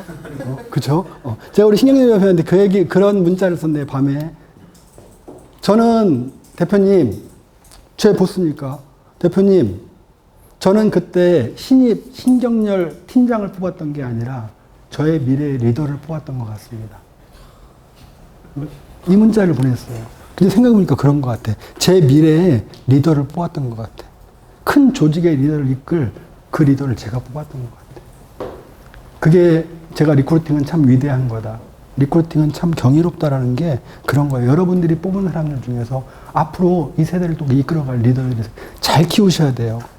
리크루팅을 한다는 건 제가 그러죠. 증언을 하는 의미가 아니다라고. 한 사람의 인생을 뽑는 인생이 들어오는 거라고. 인생을 맞이하는 거라고. 그 마음 갖고 최선을 다하시고 정성을 다하셨으면 좋겠고요. 끝으로 제일 중요한 말을 제가 빠뜨릴 뻔했는데 리크루팅을 해야 되는 시기가 따로 있어요. 집중해야 되는 시기가. 그게 좀 안타깝다. 전략들이 없으신 것 같아. 물론 있으시겠지만은 리크루팅을 수시로 해야 되는 거 맞죠. 근데 리크루팅을 집중해야 되는 시기가 언제인 줄 아세요? 6, 7, 8이었어요. 썸머 캠페인은요, 회사가 준 선물이에요. 내비둬도 업적 나가요. 자, 여기서 이제 후회하시는 분 누군지 아세요? 6, 7, 8에 리크루팅 하시는 분 9월 달에 후회해요. 9월 달 명절 껴있죠? 그래서 맨날 천수답하고 앉아있는 거야. 일일비 하고 있고. 업적 나오면 좋아하고, 업적 떨어지면 저기 하고. 우리는 예측 가능해야 된단 말이에요. 6, 7, 8에 집중하셔야 돼요. 또 언제, 신입들은 언제 집중하셔야 돼? 8월 달, 9월 달 집중하셔야 돼요. 명절 끝나고 나면요. 쿠사리 받거든. 취업 못한 애들은. 핏방을 받아요, 집에서. 그래서 어디든지 입사를 하려고 그래. 그 다음에 연말로 되면은요. 연말이 되면은요. 연말 레이싱 하잖아요. 그죠? 그땐 내비둬도 업적 나간다니까. 여러분들이 신경 많이 안 써도 이렇게 업적 많이 안 올라가. 대단하게 여러분들이 신경 써서 업적 올라갈 것 같죠? 여러분 리크루팅을 하셔야 돼. 그러면 연말 되면은요. 꼭 보험사에서 이거 있어요. 2020년도 12월 달에 뭐가 있었어요? 1200% 룰이 바뀌었어요. 그때 마지막 막 프로젝트 한다고 돈 받고 간 사람들이 있었어요. 꼭 연말이 되면 프로젝트가 끝나는 사람들이 많아요. 그래서 조직들이 대거 이동을 한단 말이죠. 그래서 신입을 뽑아야 될 때, 집중해야 될 때, 경력을 집중해야 될 때가 따로 있단 말이죠. 지금부터 여러분들 밑밥 깔아놓으셔야 돼요. 우리 대표님 지금 막 여러 가지 마케팅 하고 계시죠? 여기 콩고물 무조건, 내가 지금 여러분들이면 난 지금 막 인스타고 뭐 블로그고 막 내 걸로 다 도배했을 것 같아. 왜? 콩고물 받아먹어야 되니까. 결국은요, 이런 것 같아요. 제가 노하우를 다 얘기해서 모르겠는데, 제 느낌은 딱 보니까 이런 것 같아. 업계에서 일 좀 하고 조직들이 되는 분들은 우리 신정렬 대표님한테 연락을 직접 해요. 왜? 나 대표님만. 근데 대부분 사람들이, 대표님은 좀 어렵잖아. 그죠? 그러면, 제이어스가 참 좋은 거야. 대표님을 바라봐. 그럼 요 산하에 뭐가 있지? 하고서 검색을 한단 말이죠. 제가 천지를 누설하는 건가요? 전략을 잘 세우셔야 돼요. 그러면 지금 있잖아요. 여러분들 난리 부르스를 쳐야 돼. 왜? 그걸 타고 내려오는 사람들이 있거든. 지금 할 때 하셔야 돼요. 그래서 여러분들이 리크루팅을 해야 되는 월별로 볼 때, 시기별로 볼 때 언제 리크루팅에 집중해야 되는지를 정확하게 알고 그때는 무조건 달려가셔야 돼요. 맨날 한 달에 한 명씩 뽑을 거냐고. 그거 아니잖아요. 그죠? 그래서 그 전략을 마지막으로 말씀드리고, 여러분들, 저는 요즘 나이가 먹다 보니까 몸도 힘들어요. 근데 여러분들이 원하면 전 쓰러지더라도 전 CIS 합니다. 내일도 CIS 있고요. 모레도 포항 내려가야 되고요. 먼저 요청하십시오. 한번 한연호가 어떻게 CIS하고 얘들이 어떤 반응인지 한번 실험 한번 해보세요. 입사한다고 하는 후보들도 있으면 마지막 쐐기를 좀 박아달라고 얘기해 주세요. 왜? 저는 객관적으로 얘기하니까. 그죠? 그래서 여러분들의 로열티 만들어 줄 거고요. 좀 더 여러분들 같이, 우리 교육이사님, 저하고 후보자랑 자꾸만 엮어서 이들이 이탈하지 않게끔 같이 잡아줄 거니까 그렇게 해갔으면 좋겠습니다. 저의 강의를 마치도록 하겠습니다. 감사합니다.